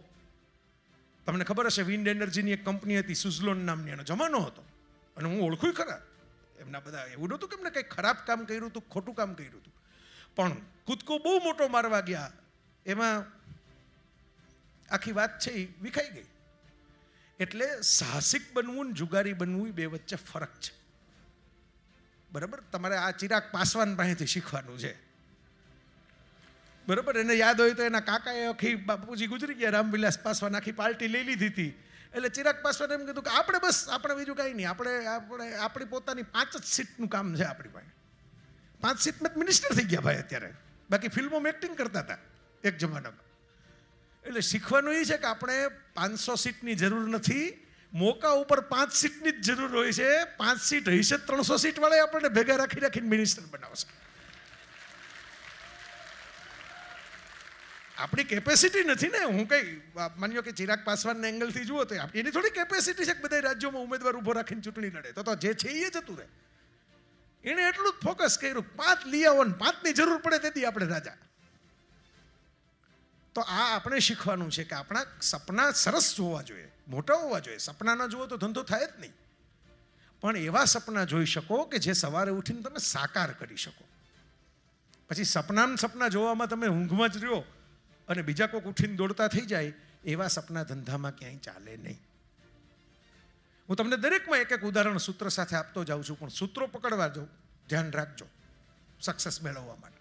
કારણ કે આ એવા સૂત્રો નથી કે જે તમને ઓવરનાઇટ સક્સેસ અપાવી દે. એ કામ મારું છે જ નહીં. એવા તો અમારા ફિલ્ડની અંદર મારા ઘણા ગુરુજીઓ છે, બરાબર. તમે આમ બસ આમ તમે હા પાડો એટલે તમે મનમાં ધારો એ છે જ જવાનું છે. એવું જગતમાં થતું નથી હોતું. તો બધા ધારીને જ બેસે, બરાબર. એમ ધારે કંઈ નથી થતું. તમે ગમે એટલા સંકલ્પ બળ કરો, તમે ગમે એટલી તપસ્યા કરો, તમે રોજ સવારે એમ કે આમ કોઈક હિરોઈનનો ફોટો લઈને એની સામે ગોઠવાઈ જાઓ, બરાબર, કે હું મારો સંકલ્પ છે કે આ મને સામે આવીને એમ કેવું જ જોઈએ કે ડુ યુ લવ મી, બરાબર. તમારે વાંધો નહીં, એમાં ફોટો લઈને ગોઠવાઈ જવામાં મને કંઈ વાંધો નથી, બરાબર. પણ એ તમને 5 વર્ષે એ તો પછી પરણી જાય ને એને બાળકો થઈ જાય ત્યારે ખબર પડે કે આમાં તો કંઈ મેળ પડે એમ છે નહીં. હવે ફોટો બદલાવવો પડશે. એટલે આ કામ મારું નથી કે હું તમને પડીકા વેચી નાખું. મારું કામ તો એ છે કે તમને એવા સક્સેસના સૂત્રો આપું કે તમે 20 વર્ષ 30 વર્ષ પછી કદાચ મને મળો ને તો તમે એમ કહી શકો કે આમાં અમારે ગુમાવવાનું કંઈ નથી થયું, મેળવવાનું આવ્યું. થોડીક વાર લાગે સાહેબ. તમે બધા તો સુરતના છો એટલે ભોજનના શોખીન જો, સ્વાદના શોખીનો જો, મારે પૂછવું જ ન પડે. પણ ઓવનમાં બાજરાના રોટલા ન થાય, એ તાવડી ઉપર ચૂલામાં ધીમી આંચે તપાવ્યા હોય ને ત્યારે જ ખાવાની મજા આવે. એટલે મોટિવેશનના નામે જે લોકો માઇક્રોવેવ ઓવન લઈને નીકળી પડ્યા છે ને, એમાં સ્વાદ આવે એમ નથી. ભલે ગરમ થતું હશે, તમને મગજમાં ગરમી ચડી જાય કે ઓહો ભાંગીને ભૂકા કરી નાખો હવે જે સામે આવે, બરાબર. તમે વિચાર કરો, કૃષ્ણએ જ્યારે મહાભારતનું યુદ્ધ માંડ્યું ને એની પહેલા પાંડવોને જ્યારે વનવાસ મળ્યો હતો પેલા જુગારમાં, ત્યારે કૃષ્ણ એમ કીધું હતું કે આ વનવાસ સ્વીકારી લ્યો. ભીમ તો તૈયાર જ હતો કે હમણાં જ લડી જ લેવાનું છે, અહીંયા જ લડી લઈને વાર્તા પૂરી કરી નાખી, બરાબર. ત્યારે કૃષ્ણ એમ કીધું હતું કે હજી યુદ્ધ લડવા માટે તમારે સંપર્કો બનાવવાના છે. તમે બીજા જાઓ, બહાર નીકળો, લોકોને મળો, થોડાક શસ્ત્રો ભેગા કરો. તો અર્જુન ઇન્દ્ર પાસે જઈને શસ્ત્રો લઈ આવ્યો. એ 12 વર્ષના ગાળામાં વિરાટ રાજા સાથે કનેક્શન બન્યું, કારણ કે ત્યાં અજ્ઞાતવાસની અંદર રહેતા. ધીરે ધીરે ટીમ બિલ્ડિંગ થયું. થોડોક સમય ગયો, જે સ્ટ્રેન્થ બનાવવાની હતી સ્ટ્રેન્થ બની, જે શસ્ત્રો ભેગા કરવાના હતા એ શસ્ત્રો ભેગા થયા. એમ અમુક વસ્તુઓ ધીમી આંચે થાય. ઓવરનાઇટ મળેલી સક્સેસ હંમેશા ઓવરનાઇટ જતી રહેવાની છે, આ યાદ રાખજો. જે રાતોરાત સફળ થાય ને રાતોરાત ભૂલાઈ જાય, પણ જે તબક્કાવાર એક પગથિયું ચડીને નક્કર રીતે સફળ થાય ને, વજન ઘટાડવા જેવી વાત છે. મને ઘણા કહેતા જ હોય કે ખાવાનું બંધ કરજો ને યાર, હમણાં ઘટી જાય. મેં કીધું ચાલુ કરું પાછું વધી જશે, કારણ કે એ રાતોરાત તમે ઘટાડો છો, રાતોરાત પાછું વધી જાય. તમે ટુકડે ટુકડે ઘટાડો તો જ ઘટે, બાકી ઘટે નહીં. એમ ધંધામાં મિત્રો આ એક સૂત્ર છે કે જે તમને ઇન્સ્ટન્ટ સક્સેસ ના આપે ને, કે આટલાના આટલા થઈ જવાના છે, એનામાં 100 નાખશો એટલે 1000 થઈ જવાના છે, અને સમજી જ લેવાનું કે એના થઈ જશે. તમે 100 નાખશો એટલે એના 1000 થવાના છે, તમારા નથી થવાના. તમારા તો 100 જતા રહેવાના છે. એટલે આપણે આવું થાય છે, આજકાલ વધી ગયું છે. એટલે હું તમને કહું છું, કારણ કે હવે તો ફોન કરીને લોકો કહે છે ને તમને આનો વારસો મળ્યો ને, આ મળ્યું ને તે મળ્યું ને, 20,000 આપો 20 લાખ મળશે, બરાબર. આ યુગ છેતરપિંડીનો છે, ફ્રોડનો છે, ઉલ્લુ બનાવવાનો છે. એટલે તમને કહું છું કે બિઝનેસ નથી, બિઝનેસમેન ઉલ્લુ ન બનાવે. આ સુરતમાં એવા ધંધાદારીઓ મેં જોયા છે કે એનો પોતાનો વાંક ન હોય ને, આ જ ગામમાં એનો પોતાનો વાંક ન હોય ને છતાંય સામો માણસ આવીને કમ્પ્લેન કરે ને એટલે ફૂલ રિફંડ આપી દે કે આપણો વાંક નથી, આપણે દલીલ કરી શકીએ એમ છીએ, પણ કસ્ટમર ઇઝ રાઈટ, આપણે એની યારે માથાકૂટ કરવાની થતી નથી, આપણે ભોગવી લેશું. પણ બહાર નીકળીને એમ કહેવો ન જોઈએ કે આ કંપનીમાં મારા પૈસા ડૂબી ગયા. આ બહુ પાયાની વાત છે. પણ આજના યુગમાં સમજવા જેવું એક સૂત્ર એ છે કે તમારી સફળતામાં નવા ભાગીદાર બનાવતા શીખો. નવા ભાગીદાર, આ બહુ અગત્યનું સૂત્ર છે. ટેલર સ્વિફ્ટ નામની એક ગાયિકા છે. અહીં જે બધા યંગસ્ટર્સ બેઠા હશે ને તો ખબર હોય, હવે બધા આપણે માનવું નહીં કે અહીં કોઈને કંઈ ખબર નથી. એ બેઠા બેઠા બધા કોરિયન સિરિયલો જોઈ નાખે છે ને, સ્પેનિશ સિરિયલો જોઈ નાખે છે ને, નો આવડતી એવી ભાષાના ગીતોના રીલ બનાવી નાખે છે. એને પૂછો કે આમાં શું અર્થ થાય તો એને ખબર નહીં હોય. એટલે બધા મોબાઈલ આવી ગયા પછી એવા સ્માર્ટ થઈ ગયા છે, બરાબર. તો ટેલર સ્વિફ્ટ દુનિયાની નંબર 1 ગાયિકા છે અત્યારે, અને 8,000 કરોડ જેવી નેટ વર્થ ખાલી ગાયને. બહુ અદ્ભુત પરફોર્મન્સ કરે છે. અમુક દેશોની તો ઇકોનોમી એની કોન્સર્ટને કારણે ફરી જાય છે. કારણ કે એની કોન્સર્ટ થાય એટલે ત્યાં લોકો આવે ને ટુરિસ્ટ આવે ને હોટલ બને ને બીચ ઉપર લોકો ફરવા જાય ને એમ. આ ટેલર સ્વિફ્ટ ચિક્કાર કમાણી હમણાં ખૂબ કમાણી. ગયા વર્ષે 2023માં આખી પૃથ્વી ઉપર કોઈ વ્યક્તિ સૌથી વધારે પૈસા કમાણી હોય તો એની એરાસ ટૂરને કારણે ટેલર સ્વિફ્ટ ઓફિશિયલ કમાણી. એ ટેલર સ્વિફ્ટનો કોન્સર્ટ કરવાની હોય ત્યાં ટ્રકમાં બધો સામાન ભરાઈને જતો હોય. બધા તમારી જેવા હોય ને ખાલી ટી શર્ટ પહેરીને આટા મારવા માંડે. કોસ્ચ્યુમ હોય, ચેન્જ કરવાના હોય, લાઇટિંગ હોય, સાઉન્ડવાળા હોય, બધા અલગ અલગ ટીમ હોય, ડાન્સર્સ હોય, તો એના ટ્રકમાં બધો સામાન જાય. હવે ટેલર સ્વિફ્ટ ખૂબ કમાણી એટલે દોડાદોડી એ જાજી રહે, કારણ કે કોન્સર્ટ જાજી થઈ, ડિમાન્ડ જાજી થઈ. ટેલર સ્વિફ્ટે એના ટોટલ 53 જેટલા ટ્રક ડ્રાઈવરો જેણે એના માટે 6-8 મહિના ટ્રક ચલાવ્યા હતા એ લોકોને પૈસા તો મળ્યા જ હતા. જે એજન્સી પાસેથી ટ્રક હાયર કર્યા હતા એનું પેમેન્ટ તો થઈ જ ગયું હતું, પણ એ તમામ પેમેન્ટ જેને થયું હતું ને એ ઉપરાંત બોનસમાં $1 લાખ દરેકને આપ્યા. બોનસ $1 લાખ ટ્રક ડ્રાઈવરને. $83 ભાવ છે એટલે 83 લાખ એટલે ઓલમોસ્ટ $1 કરોડ ખાલી એક વર્ષમાં 6 મહિના ટ્રક ચલાવવાના, જેનું ઓલરેડી પેમેન્ટ તમને ઓફિશિયલ તો મળી જ ગયું છે. સમજો આ વાત, જેના પગાર તો ચૂકવાઈ ગયા છે તમને, એટલે તમારી કઈ અપેક્ષા તો હોય નહીં એમાં બોનસની. અને ભલી ગયા લોકો, અમેરિકાના છાપાઓમાં હેડલાઇનો આવી કે આવું તો કોઈએ નથી કર્યું.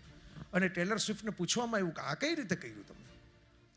એટલે ટેલર સ્વિફ્ટે કીધું કે ભાઈ તમે બધાએ વાંચ્યું જશે કે હું અપેક્ષા ન હોય, કલ્પના ન હોય એટલું કમાણી આ વર્ષમાં. તમે વાંચતા હો તો મારી સાથે જે કામ કરતા હોય તો જોતાય હોય ને કે આ નાચે છે, ગાય છે ને કેટલું કમાય છે.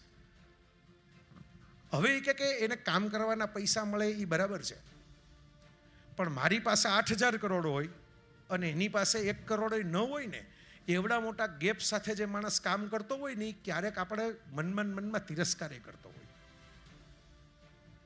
કે અમે મજૂરી કરીએ છીએ, અમે તોડાઈ જઈએ છીએ, અમે ઉજાગરા કરીએ છીએ, અમે ઊભા રહીએ છીએ અને શેઠ તો ઉપરને ઉપર જતા જ જાય છે.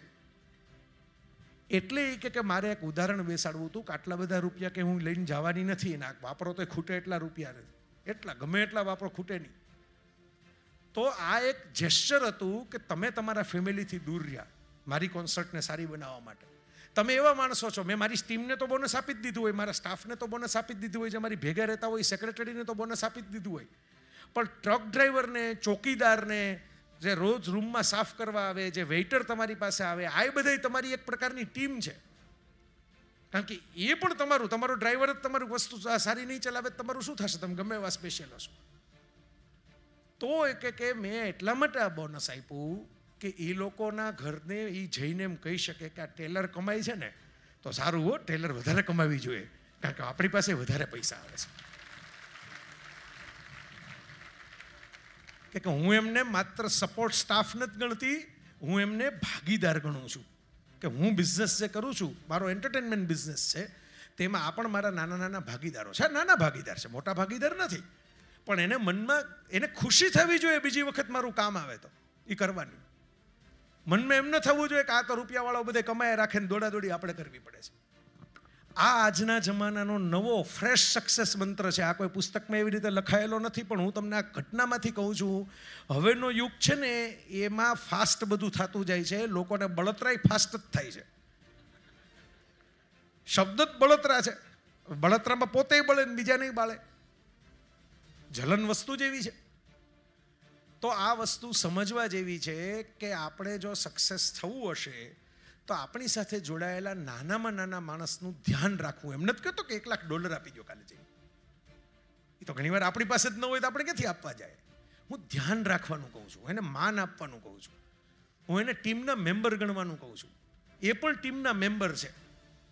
હમણાં મુંબઈમાં એક ફ્લેટમાં જોવા માટે અમને લઈ ગયા હતા પેડર રોડ ઉપર મહેશભાઈ, કે ત્યાં અમારે જે ભાઈ હતા લે આમ ફ્લેટ બતાવ્યો ને તો ત્યાં બારીમાંથી ઝૂંપડપટ્ટી દેખાણી. એટલે મેં કીધું આ એક વ્યૂ, બાકીના વ્યૂ બધા સરસ, એક વ્યૂમાં ઝૂંપડપટ્ટી આવતી હતી. એટલે મેં કીધું આ તમે ચેન્જ કરી નાખો. પેડર રોડ ઉપર પૈસાવાળાના જ ફ્લેટ હોય તો મેં કીધું આ ચેન્જ કરો તો ન ચાલે, આ ઝૂંપડપટ્ટી સામે આવે છે, એને બદલે તમે બીજા વ્યૂવાળો લઈ લો બીજા બિલ્ડિંગમાં. એટલે મને ભાભી ત્યાં હતા ને અમારે કે કંઈ કામવાળા ત્યાંથી જ આવે હો, એટલે એમ ચેન્જ ન કરાય. તમને ઝૂંપડપટ્ટી લાગે છે, અમારી સપોર્ટ સિસ્ટમ છે. આ તમે થોડા પોતું મારવા આવવાના છો, તમે જમીન ઉપર થઈને જતા રહેશો. હમણાં એ જે પોતું મારવા આવે છે એ ઝૂંપડપટ્ટીમાંથી આવે છે. આ લોકેશન બરાબર જ છે જે છે એ. ભલે એક બારી બંધ રાખવાની એવું લાગે પણ આ ચેન્જ નથી કરવાનું. તો આ પણ સમજવાનું છે. લોકો બહુ ઝડપથી, હવે તો આમ હમણાં બાપુની કથામાં હતો, મેં ટૂચકો કીધો, બાપુએ હસી પડ્યા કે એક ચોર છે, હવે તો સીસીટીવી આવી ગયા ને પકડવા માટે. તમારે કંઈ પહેલાં તો જવું પડતું ફિલ્ડમાં, હવે તો સીસીટીવી આવી ગયા. પોલીસવાળા સીસીટીવી ચેક કરીને અડધાને જ પકડી લે છે. એક ચોરને ફરિયાદ થઈને પોલીસવાળાએ પકડી લીધો સાડીની દુકાનમાંથી. એક જ દુકાનમાં 6 દિવસ લગી ચોરી કરવા આવ્યો, એક ધારો. પોલીસવાળા કે કેવો ડફોળ ચોર છે, આ સીસીટીવીના જમાનામાં આવા ધંધા કરાતા હશે. માણસ શેરી બદલાવે, તમારે ટીવી બદલાવવા પડે. આ એક જ ટીવીમાં પકડાઈ જતું દરેક વખતે. એટલે ઓલો ચોર કે સાહેબ હું તો ચોર જ નથી, મને ચોરી કરતા આવડતું નથી, આ તો પરાણે ચોરી કરવી પડે છે. કે પરાણે 6 વખત કોઈ ચોરી કરે, એકવાર કરે. કે સાહેબ લોકડાઉનમાં ધંધા બંધ થઈ ગયા, એની પહેલાં નોટબંધી, એની પહેલાં જીએસટી, એટલે બધું હાવ સાફ થઈ ગયું, રૂપિયા કંઈ રહ્યા નહીં, ખાવા જેટલું માંડ રહ્યું ઘરમાં. અને વાઈફે એમ કીધું કે આ એનિવર્સરીએ મને નવી સાડી તો અપાવવી જ પડશે. એટલે નક્કી કર્યું કે બીજું તો શું થાય, ઘરે તો જવું પડે ને, તમે જાતા હશો કે ઘરે નોકરી પતાવીને. એટલે એમ કે મેં ચોરી કરીને સાડી લેવાનું નક્કી કર્યું. અને સાડી લેવા માટે પહેલી વાર ગયો, એ એક જ ચોરી કરેલી છે. પ્રામાણિકતાથી કહું છું, ચોરી કરી પણ એક જ વાર કરી, બાકી 5 વખત તો કલર બદલાવા આવતો હતો.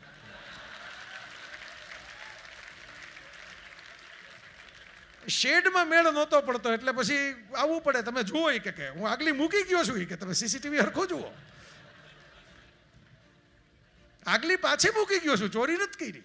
ચોરી પહેલી કરી હતી, હજી કલરનો મેળ નથી પડ્યો, હવે જેલમાં જ નાખજો. હવે પાછા અહીંથી તમે જામીન ઉપર મને ઘરે જવા દેશો તો મેળ નહીં પડે. એના કરતાં જેલમાં નાખશો તો મારે 2-3 મહિના જેવો ઓછા થાય. આ દુનિયા આપણી આસપાસ થઈ ગઈ છે. લોકોની ચોઈસ ધડાધડ બદલાતી હોય, લોકોને આમ જોતું હોય, તેમ જોતું હોય, બધા એકબીજાના ઇન્સ્ટાના એના વિડીયો જોઈ જોઈને નક્કી કરી નાખે કે આ છે. અમારે હું સુભાષભાઈ કાર્યક્રમની અંદર હતા તો અમારે વાત થતી હતી કે પહેલાં બધાને પૂછો કે તમારે શું થવું છે, બધા નામ આપતા કે અમારે આના જેવા થવું છે ને આના જેવા થવું છે ને. ઘરના દાદાથી માંડીને ધીરુભાઈ અંબાણી લગીના ને સ્વામી વિવેકાનંદથી માંડીને ગાંધીજી લગીના નામ આવતા. હવે બધાને વાયરલ જ થવું છે, બીજું કંઈ થવું જ નથી. વાયરલ કરી દો અમને. રેલવેના પાટા ઉપર હોઈ જાય અમે લાંબા થઈને, એમાં વિડીયો 15 સેકન્ડનો બનાવીએ, ભલે મરી જાય મરી જાય, પણ વાયરલ થતા જાય મરતા પહેલા. એમાં ખરેખર મરી જાય લોકો તો પોતે તો મરી જાય, બીજાને મારતા જાય છે અમુક તો, એવા ધંધા કરીને એક્સિડન્ટ કરીને. આ વાયરલ થવાના યુગમાં આ મંત્ર મહત્વનો છે ને, એટલે મેં તમને કીધું કે ભાઈ તમારી સફળતામાં બીજાને પણ ભાગીદાર બનાવો. એને અપમાનિત મહેસૂસ થાય એવું ન કરો, એને સન્માનિત આપો. હું ભાગીદાર એટલે દરેક વખતે રૂપિયા આપવા જરૂરી નથી. જે રૂપિયાથી કામ ન થાય ને, સ્માઇલ અને સન્માનથી થાય. આ વાસ્તવિકતા છે. તમે રિસ્પેક્ટથી વાત કરો. અમારે ગાડી ગોપાલને પૂછો, અમારે મારો સારથી છે, વર્ષોથી જ હોય. તો સુરતમાં બધી જગ્યાએ અમારે પ્રોગ્રામોમાં જવાનું હોય, મોટાભાગે રાતનો ને એવો પ્રાઇમ ટાઈમનો સમય હોય. હવે બધા ચોકમાં ભીડ હોય, આ હોય તે હોય, તો ક્યાંક આપણાથી રોંગ ટર્ન લેવાઈ જાય, ક્યાંક આપણે હલવાઈ ગયા હોય. મેં નિયમ જ રાખ્યો છે કે જે પોલીસવાળા ઊભો હોય ને એને સાહેબ કહીને બોલાવીને પૂછવું કે સાહેબ હવે કેમ જાશું. હજી સુધીનો મારો અનુભવ છે, એણે બીજી માથાકૂટ કરવાને બદલે એને સન્માનપૂર્વક આપણે પૂછી લીધું હોય ને, એટલે તરત એમ કે એક કામ કરો, હું બાકીનો ટ્રાફિક રોકું, તમે ખોટો ટર્ન લઈ લીધો છે, પેલા આને ઊભા રાખું ને, તમે આ બાજુ ટર્ન લઈને જતા રહ્યો. તમે એને માન આપ્યું, તમારું અપમાન કરી નહીં શકે. એ દંડો પછાડીને તુકારો કરી નહીં શકે, કારણ કે તમે એને સાહેબ કરીને માર્ગદર્શન માંગ્યું. તમે એમ નથી કીધું કે તમે ખોટા ને હું ખોટો કે હાચો કેવું, દલીલ નથી કરી. તમે એમ કીધું કે સાહેબ રસ્તો બતાવો, હવે શું કરશો, આમાંથી કેમ નીકળશો. એને આખો દિવસ સવારથી સાંજ કામ કર્યું, એમાં સાહેબ કહેવાવાળા કોઈ મળ્યા ન હોય તો રાજી થાય અંદરથી કે વાહ, કોકે આપણને આટલું બધું સન્માન આપ્યું. આ ગાડીવાળા ભાઈ એને ગમે એમ કરીને આપણે બહાર કાઢીએ આમાંથી. મારો અનુભવ છે. અને એટલે સક્સેસનો એક આ મંત્ર છે, એ તમારે પાકો કરવા જેવો છે. બીજું, સમય આપણો પૂરો થવામાં છેલ્લી 10-15 મિનિટ બાકી છે. એટલે હવે આમાં શું હોય, હવે તો તમે લગ્નના કાઉન્ટરની અંદર જોયું હશે, પહેલાં આપણી ગુજરાતી થાળી જે પીરસાતી ને, ઓલા પીરસણિયા ભાણામાં પીરસવા આવતા, ત્યારે બધી વાનગી એકાર આવી જતી. એટલે લાડવોય પડ્યો હોય ભેગો, કે ખીર કે શ્રીખંડ પડ્યા હોય. હવે મીઠાઈના કાઉન્ટર જુદા થઈ જાય. પૂછો સૌજીભાઈ ને દીપકભાઈ, બે શોખીન છે એટલે બેન પૂછો. મીઠાઈના કાઉન્ટર અલગ હોય, બરાબર, કારણ કે અમુકને ખાવી ન હોય, અમુકને ખાવી હોય તો છેલ્લે ખાવી હોય. મોટા ભાગે બધા ડેઝર્ટ કાઉન્ટર છેલ્લે રાખે એન્ડમાં, એટલે ઓડકાર હારા આવે. બધું ખાટું ખારું ખાઈ લીધું હોય તો ગચરકા આવે નહીં. માણસો પાસે આપણે એવા હોય ને, આમ 10 મુખવાસ રાખ્યા હોય તો ભાવ તો મુખવાસ ન લે, 10 ખાઈ જાય. 10 એટલે રાખ્યા હોય 10માંથી તમારે ચોઈસ કરવાની છે. તમને સોપારી વાળો જોઈએ છે, તમને વરિયાળી વાળો જોઈએ છે, તમને આમલી વાળો જોઈએ છે, તમને કેરીની ગોટલી વાળો જોઈએ છે. અને ગુજરાતી પ્રજા છે સાહેબ, કેરી ખાઈ જાય, કેરીની ગોટલીને મુખવાસ બનાવી નાખે. કેરીનો ફૂલ ઉપયોગ કરવા વાળી, કોઈ પણ ફળનો ફૂલ ઉપયોગ કેમ કરવા, ધંધાદારી લોકોએ શીખવા જેવું છે. બરાબર, છાલ ગાયને ખવડાવી દે એટલે પુણ્ય મળી જાય. બરાબર, ગોટલા સૂકવી નાખે, એનાથી મુખવાસ બનાવી નાખે ગોટલીનો. કેરી તો ખાઈ જ લીધી હોય, ન ખવાની હોય, ફ્રોઝન કરી દીધી હોય, એટલે 2 મહિના પછી ખાવા થાય. બરાબર, અને એમાંય પછી કાચી કેરી લઈને અથાણું કરી નાખ્યું હોય એટલે 12 માસ ખાવા થાય. એક રિસોર્સનો કેટલો ઉપયોગ કરવો ની ખાલી કેરી તમને શીખવાડી દે. આ એક મંત્ર છે આ જગતનો, કે તમારી પાસે જે રિસોર્સ હોય ને એનો પૂરેપૂરો કસ કાઢીને ઉપયોગ કરો.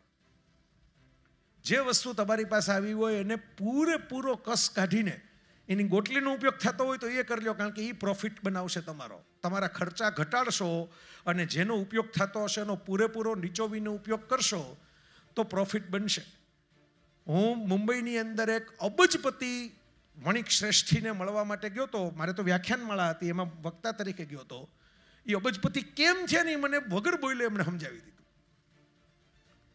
હું એમને મળવા માટે ગયો એટલે એ આમ બેઠા હતા એમની ઓફિસમાં, એમના ટેબલ ઉપર. સામે સોફા હતો, સ્વાભાવિકપણે હું સોફા ઉપર બેઠો સામે, કારણ કે ઓફિસની કોઈક મિટિંગ ચાલતી હતી. ત્યાં તો બીજા 3 જણા બેઠા હતા સામે ખુરશી ઉપર. એવી ઊભા થયા મને મળવા માટે. એણે એમ કીધું કે આવો, હું મળી લઉં તમને. આવે છે ને, અવાજ આવે છે પાછળ? ઓકે, તો વાંધો નહીં. તો એણે ઊભા થઈને મારી બાજુમાં આવ્યા ને, મોટી ઓફિસ વિશાળ, પોતાની પાછળનું એસી બંધ કર્યું રિમોટથી, અને જે સોફા પાસે આવ્યા ને એટલે ત્યાંનું એસી એમણે ચાલુ કર્યું. એટલે હું સમજી ગયો કે આમાં અબજો આપણાથી ન થાય, આમનાથી જ થાય. એ આજની તારીખે એ ધ્યાન રાખે છે કે આ હું બેઠો જ નથી તો આ એસી હું કેમ ખોટું ચાલુ હોવું જોઈએ. આ કેરીના ગોટલામાંથી રસ કાઢવાની વિદ્યા છે ધંધાની અંદર. તમારી પાસે જે રિસોર્સ હોય એનો મેક્સિમમ ઉપયોગ કરતા શીખો, મેક્સિમમ. છેલ્લા જે મેં તમારે 3 સૂત્રો રાખ્યા છે, અને એ 3 સૂત્રો તમને કહું, ઝડપથી આપણે લેશું. કારણ કે સફળતાનું એક સૂત્ર તો આપણે પહેલાં જ કીધું, સમયનું ધ્યાન રાખવું. એ શરૂઆત જ આપણે ત્યાંથી કરી હતી. તો એક સક્સેસનું જે મંત્ર છે, અને એ મને બહુ અગત્યનો લાગે છે, અને બધાય પૂછ્યા કરે છે. હું આવું પ્રવચન પૂરું કરું તો પર્સનલી ફોન કરીને પૂછે કે તમારો ટાઈમ મળશે? એટલે હું કહું કે પણ જે કહેવાનું હતું એ તો બધું મેં ઠાલવીને કહી દીધું, નીચોવીને કહી દીધું, હવે તમારે ટાઈમ લઈને શું કરવું છે? તો કે ખબર નથી પડતી શું કરવું, કેમ કરવું એ તમે સમજાવી દીધું કે આમ કરાય ને આમ કરાય ને આમ કરાય, પણ શું કરવું, લાઈન કઈ પકડવી, કયો ધંધો કરવો, 10 ઓપ્શનો એમાંથી પસંદ શું કરવું? આ વિદ્યાર્થીઓને પ્રશ્ન છે, શું કરવું, પસંદ શું કરવું. પસંદગીના પ્રશ્નો તો હવે ચોઈસ વધી ગઈ એટલે પ્રશ્નો વધી ગયા. તમે જોજો, જે ભજીયાની રેકડી લઈને ઊભો છે ને એનું કાઉન્ટર વધારે જઈશે, કારણ કે અહીંયા ચોઈસ છે જ નહીં. બરાબર, ત્યાં જઈને તમારે ખાવાનું જ છે, સીધું ઓર્ડર જ કરવાનો છે. પણ જ્યાં તમારું ઓલું આવડું મોટું ચોપડી જેવું મેનુ આવશે ને, ત્યાં બધા પેલા આમ જોશે, પછી પેલા બાજુવાળાને કહેશે આમાંથી જે ગમે એ કરો. એટલે એ આગળ ફોરવર્ડ કરશે કે તમે કરો, તમે કરો, તમે મંગાવો, તમે મંગાવો. એટલે એક જણો આમ પાનું જોશે કે હું પંજાબી વાળું કંઈક સારું લાગે છે, ને બીજું આમ જોશે કે સાઉથ ઇન્ડિયન ખાવાની મજા આવશે, ને છેલ્લે બધા ભેગા થઈને વેઇટરને પૂછશે કંઈ સારામાં સારું શું મળે.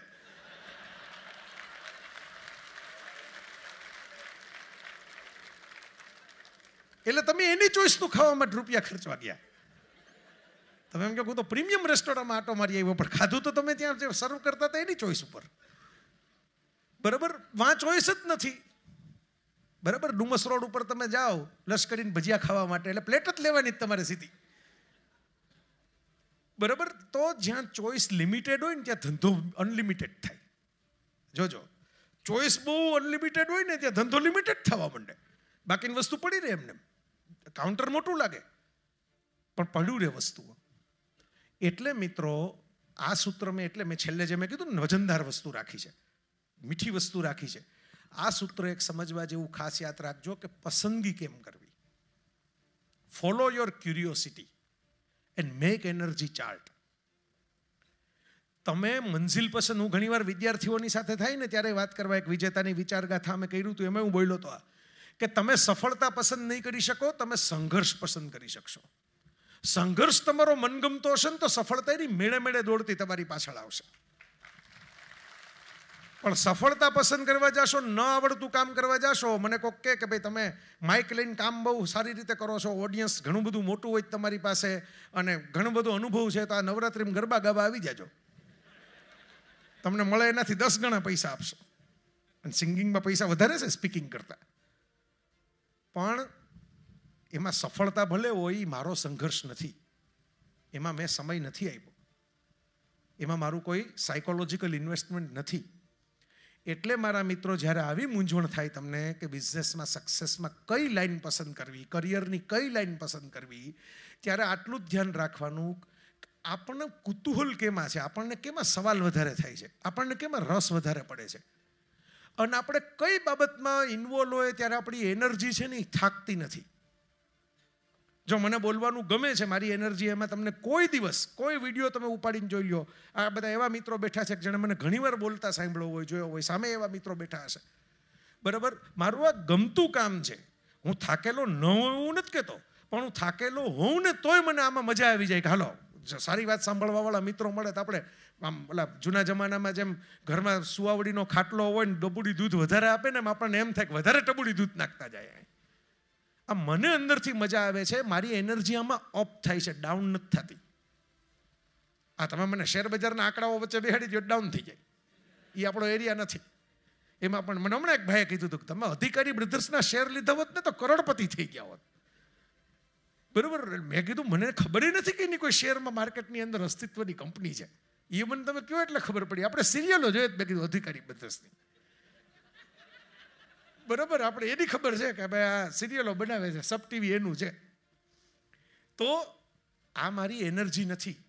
જેમાં મારી એનર્જી છે એમાં હું આગળ વધું ને તો 10 જણા બોલાવશે, 15 જણા ઓળખશે, 25 જણા કામ આપશે. તો આ ચાર્ટ આટલો જ બનાવવાનો છે મિત્રો તમારે કે સાયકોલોજીકલી વિચારો કે કેમાં આપણને રસ જાજો પડે છે, કેમાં આપણને 2 સવાલ પૂછવાનું મન થાય છે, કેમાં આપણને આમ ઘણા બહેનોની એવી આવડત હોય, આમ એક ચટણી ખાઈ આવે ને મગજમાંથી જાય નહીં કે આમાં ખજૂર હતો, આમાં શીંગ હતી, આમાં દાળિયા હતા. એ આખી પ્રોસેસ કરીને ઘરે ન બનાવે, એની આપણા ઉપર પ્રયોગો કરે પછી, બરાબર. આપણે ઓલા પ્રયોગમાં ન ઓલા ઉંદર રાખે, એમ આપણે પછી પ્રયોગના ઉંદર થવું પડે. એમાં દરેક વખતે એમ તો કેવું જ પડે કે પ્રયાસ સારો છે, પ્રયાસ સારો છે, હજી આગળ વધો, હજી આગળ વધો. આ શિક્ષકોને શોભે એવું સૂત્ર છે. વિદ્યાર્થીને એમ નહીં કહેવાનું કે આવડતું નથી, એમ કહેવાનું પ્રયત્ન કરો, હજી પ્રયત્ન કરો, હજી બહાર નીકળશે, હજી બહાર નીકળશે, હજી આગળ આવશે. પણ કહેવાનો મતલબ એ છે, એ બહેન છે ને એનું કુકિંગ સારું જ થાય, કારણ કે એને રસ પડ્યો આખી વાતમાં, અંદર ઉતરવાનો. કે દાળિયા હતા, ક્ષીંગ હતા, નીંદર ન આવે ત્યાં લગી.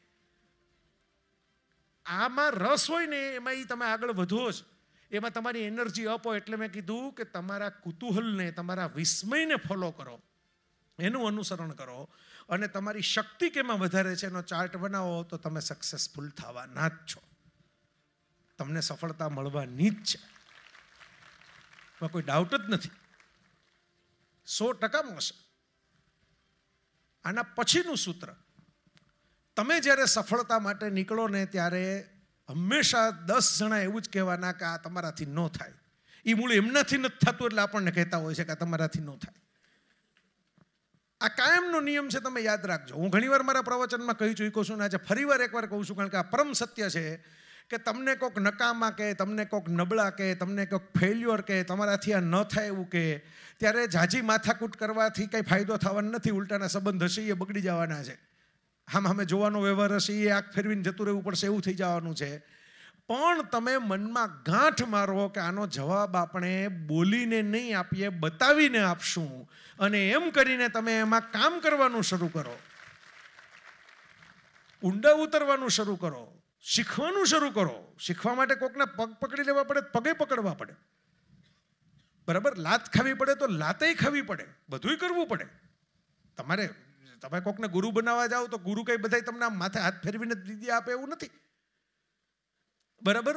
પણ એ બધું સહન એટલા માટે કરો કે જ્યારે તમે સક્સેસફુલ થશો ને મિત્રો, ત્યારે તમે કેટલી લાત ખાધી દુનિયા નથી જોવાની, પણ તમે કેવા અજવાળામાં ઊભા છો ને એ જગત જોવાનું છે. તમારા અંધારા ભૂલાઈ જશે ને અજવાળા જ જગતને યાદ રહેશે. આ નિયમ છે સંસારનો.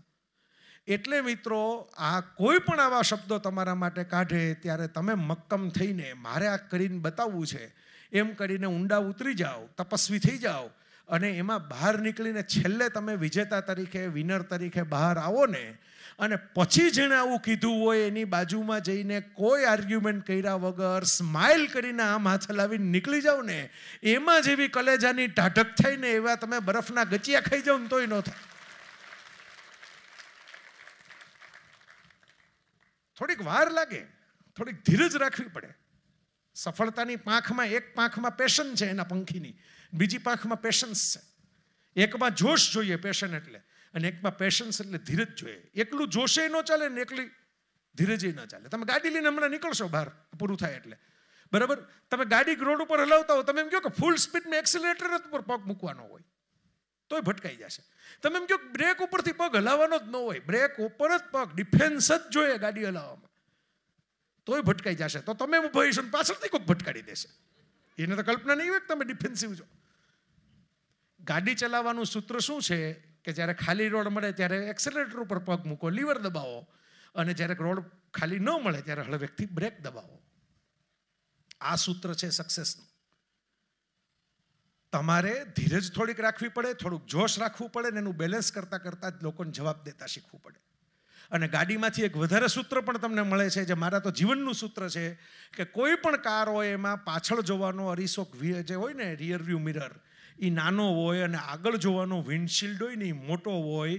જિંદગીમાં સતત ભૂતકાળમાં શું થયું, હારી ગયા, પડી ગયા, થાકી ગયા, તૂટી ગયા, મરી ગયા, ઓલા આમ કીધું તું, નાના આમ કીધું તું, આ બધા જો જોયા કરશો ને તો પાછળનો અરીસો મોટો થઈ જશે ને આગળનો કાચ દેખાશે જ નહીં.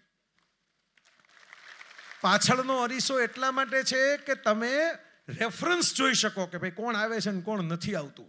પણ ગાડી તો આગળ જ જવાની છે ને આગળના કાચ જ મોટા રાખ્યા છે કે એમાં જોઈને ચલાવવાની હોય. એટલે સક્સેસનો મંત્ર એ છે કે સતત ભૂતકાળમાં નહીં પડ્યા રહેવાનું, પણ ભૂતકાળમાંથી શીખીને નવી આવતીકાલ ઉપર નજર રાખવાની.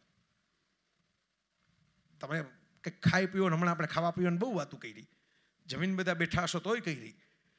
તમે ખાઈ પીને જલસા કરી દો હોય ને પછી બહુ વધારે ખવાઈ જાય ને તો અહક થાય. પછી લોકો સોડા પીવા માટે બહાર નીકળે રાતના, અને હિંગ ખાઈ, ઘરમાં જાત જાતના 50 પ્રકારના પ્રયોગો કરે, ને ગોળીઓ લઈ આવે, અમુક આયુર્વેદિક ગોળીઓ ઘરમાં રાખી હોય ને, બરાબર, હળે લસોટીને પીવે ને, મફતમાં થઈ શકે એવું બધું પહેલાં કરી લે. બોલો હું ભલે રૂપિયા દેવા પડે ને ડૉક્ટર પાસે જાય ત્યારે, તો એટલે પહેલાં મફતવાળા પ્રયોગો ઘરે કરી લે જેટલા થાય એટલા, પછી રૂપિયા જેટલા ઝાઝા ખર્ચવાના આવે ખર્ચે. પછી ત્યારે આમ આપણને એમ થાય કે સારું પિઝા તો બહુ સારા હતા, પણ 2 ઓછા ખાધા હોત નાના કરતાં તો ઉલટી થઈ જાય તો બહુ સારું, નિંદર તો હરખી આવે. અને મેં એવાય લોકો જોયા છે કે ઉલ્યું કરીને ઉલટી કરવા માટે જાય. શરીરનો નિયમ છે કે એ વધારાનો કચરો સાચવે જ નહીં. કિડનીના ડાયાલિસિસ શું કામ કરવા પડે? કે તમારો કિડની કામ નથી કરતી, તમારે શરીરનો કચરો તો બહાર કાઢવો જ પડશે 2 દિવસે 3 દિવસે.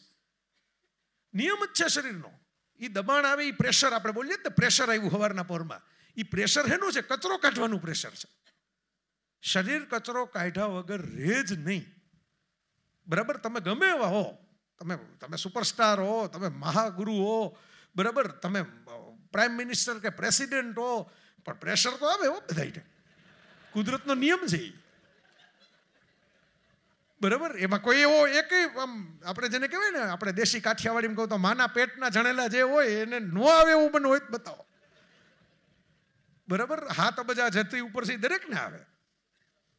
તો આમાંથી તમને એમ થાય કે આ ક્યાં વાત આવી છેલ્લે?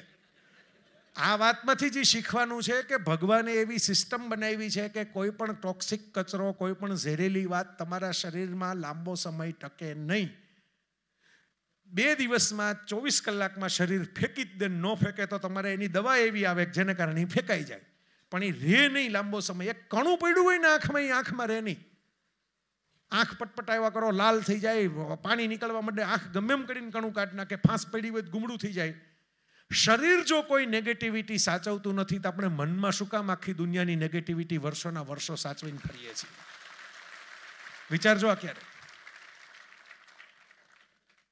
આનો અર્થ એ થયો કે માનસિક રીતે આપણે એ કચરો સાચવીએ છીએ જે 24 કલાકમાં 48 કલાકમાં ફિલ્ટર કરી નાખવાનો હોય. એટલે સફળ થવું હોય તો નેગેટિવિટીને ઝડપભેર ફિલ્ટર કરતા શીખો. It's a wasted energy. તમે માથા પછાડો, તમે ગમે કરો, કાંઈ પણ કરો, બરાબર. હા, તમને ક્યાંય પણ તમારું હાર્ટ બ્રેક થઈ જાય એમ વિચારો, કાંઈ વાંધો નહીં. આપણે ભવિષ્યમાં એ લેવલે પહોંચશું કોક દી જેણે આપણને ના પાડી દીધી ને એને એમ થાય કે ઓહો મેં કોને ના પાડી હતી. એમ નહીં કે મરી જશો તો કોઈ યાદ નથી કરવાનું, પણ આમ તો કદાચ 20 વર્ષે કોઈક એકવાર મળવા આવીને સોરી એ બોલે એવું થાય. ટૂંકમાં જે દુનિયામાં તમારી સામે પથરાઓ ફેંકે એ પથરાઓ વીણતા જાઓ અને પથરાઓ વીણીને પગથિયા બનાવતા જાઓ. આપણે પગથિયામાં આગળ ઉપર વધતા જશું. મને બહુ મજા આવી, આખો કાર્યક્રમ સરસ રહ્યો. મેં મેહુલભાઈને કીધું હતું કે તમારા માટે નવી વાતો લઈને આવીશ. એવું નહીં કે તમે વિડીયોમાં જોઈ લીધી હોય એ જ બધી વાતો રિપીટ કરીશ. હા, જે કામની ને અગત્યની વાત હોય તો 2-4 મારે તમને વારંવાર કહેવી પડે, એ તો ઘૂંટવાની હોય, બરાબર. ક એટલે ક થાય ને એકડો એટલે એકડો થાય તો દરેક બાળકે ઘૂંટવું જ પડે, એમાં ફેરફાર ન ચાલે. પણ મને એમ હતું કે તમે આટલા પ્રેમથી જો મારા માટે સક્સેસ મંત્ર સાંભળવા આવ્યા હો તો વિડીયો છે જ એ તમે સાંભળી જ શકશો. પ્લેનેટ જેવી મારી ચેનલ છે, અહીં પુસ્તકો છે મારા, એ નીચે રાખ્યા છે. એનું ડિસ્કાઉન્ટ મેં આપી દીધું છે કે ભાઈ તમે આટલું તો ઓછું જ કરી નાખજો એમાંથી. એટલે પુસ્તકો વાંચી શકશો, તમે પ્લેનેટ જેવીમાં વિડીયો જોઈ શકશો યુટ્યુબ ઉપર. પણ આજની વાત કરી છે એમાંથી ઓલમોસ્ટ 80 થી 85% વાત એવી છે જે માત્ર રેફરન્સ ક્લબના ઓડિયન્સ માટે મેં કરી કે ભાઈ ચાલો આપણે આમને આ નવું માગવા માટે આવ્યા છે. આ યુગ એવો નથી કે જેમાં જૂનું રિપીટ કરો. આજનું છેલ્લું મંત્ર છે એ યાદ છે, upgrade your self every day જો બિઝનેસમાં સફળ થવું હોય. આ રેફરન્સ ક્લબ જે છે એ જે કામ કરે છે એ જ કામ શીખવાડે છે કે તમે એકના એક રહેશો તો ભૂલાઈ જશો. તો તમારા ધંધામાં બીજા 10 હરીફો, તમે કર્યું એ બીજા એ કર્યું, બીજા કોપી કરવા માંડ્યા. ઘણીવાર તો એવું થાય કોપીવાળા વધારે સારું કમાવા માંડે, બરાબર. એવું તમે ગામમાં જોયું હશે, સુરતમાં એવું છે, વડોદરામાં એવું છે, રાજકોટમાં અમારે એવું છે, અમદાવાદમાં છે કે મૂળ માણસ હોય ને એ સાઈડમાં બેઠો હોય ને નકલ કરીને કોઈક માણસ એનાથી ડબલ થઈ ગયું હોય ખાલી કોપી મારીને.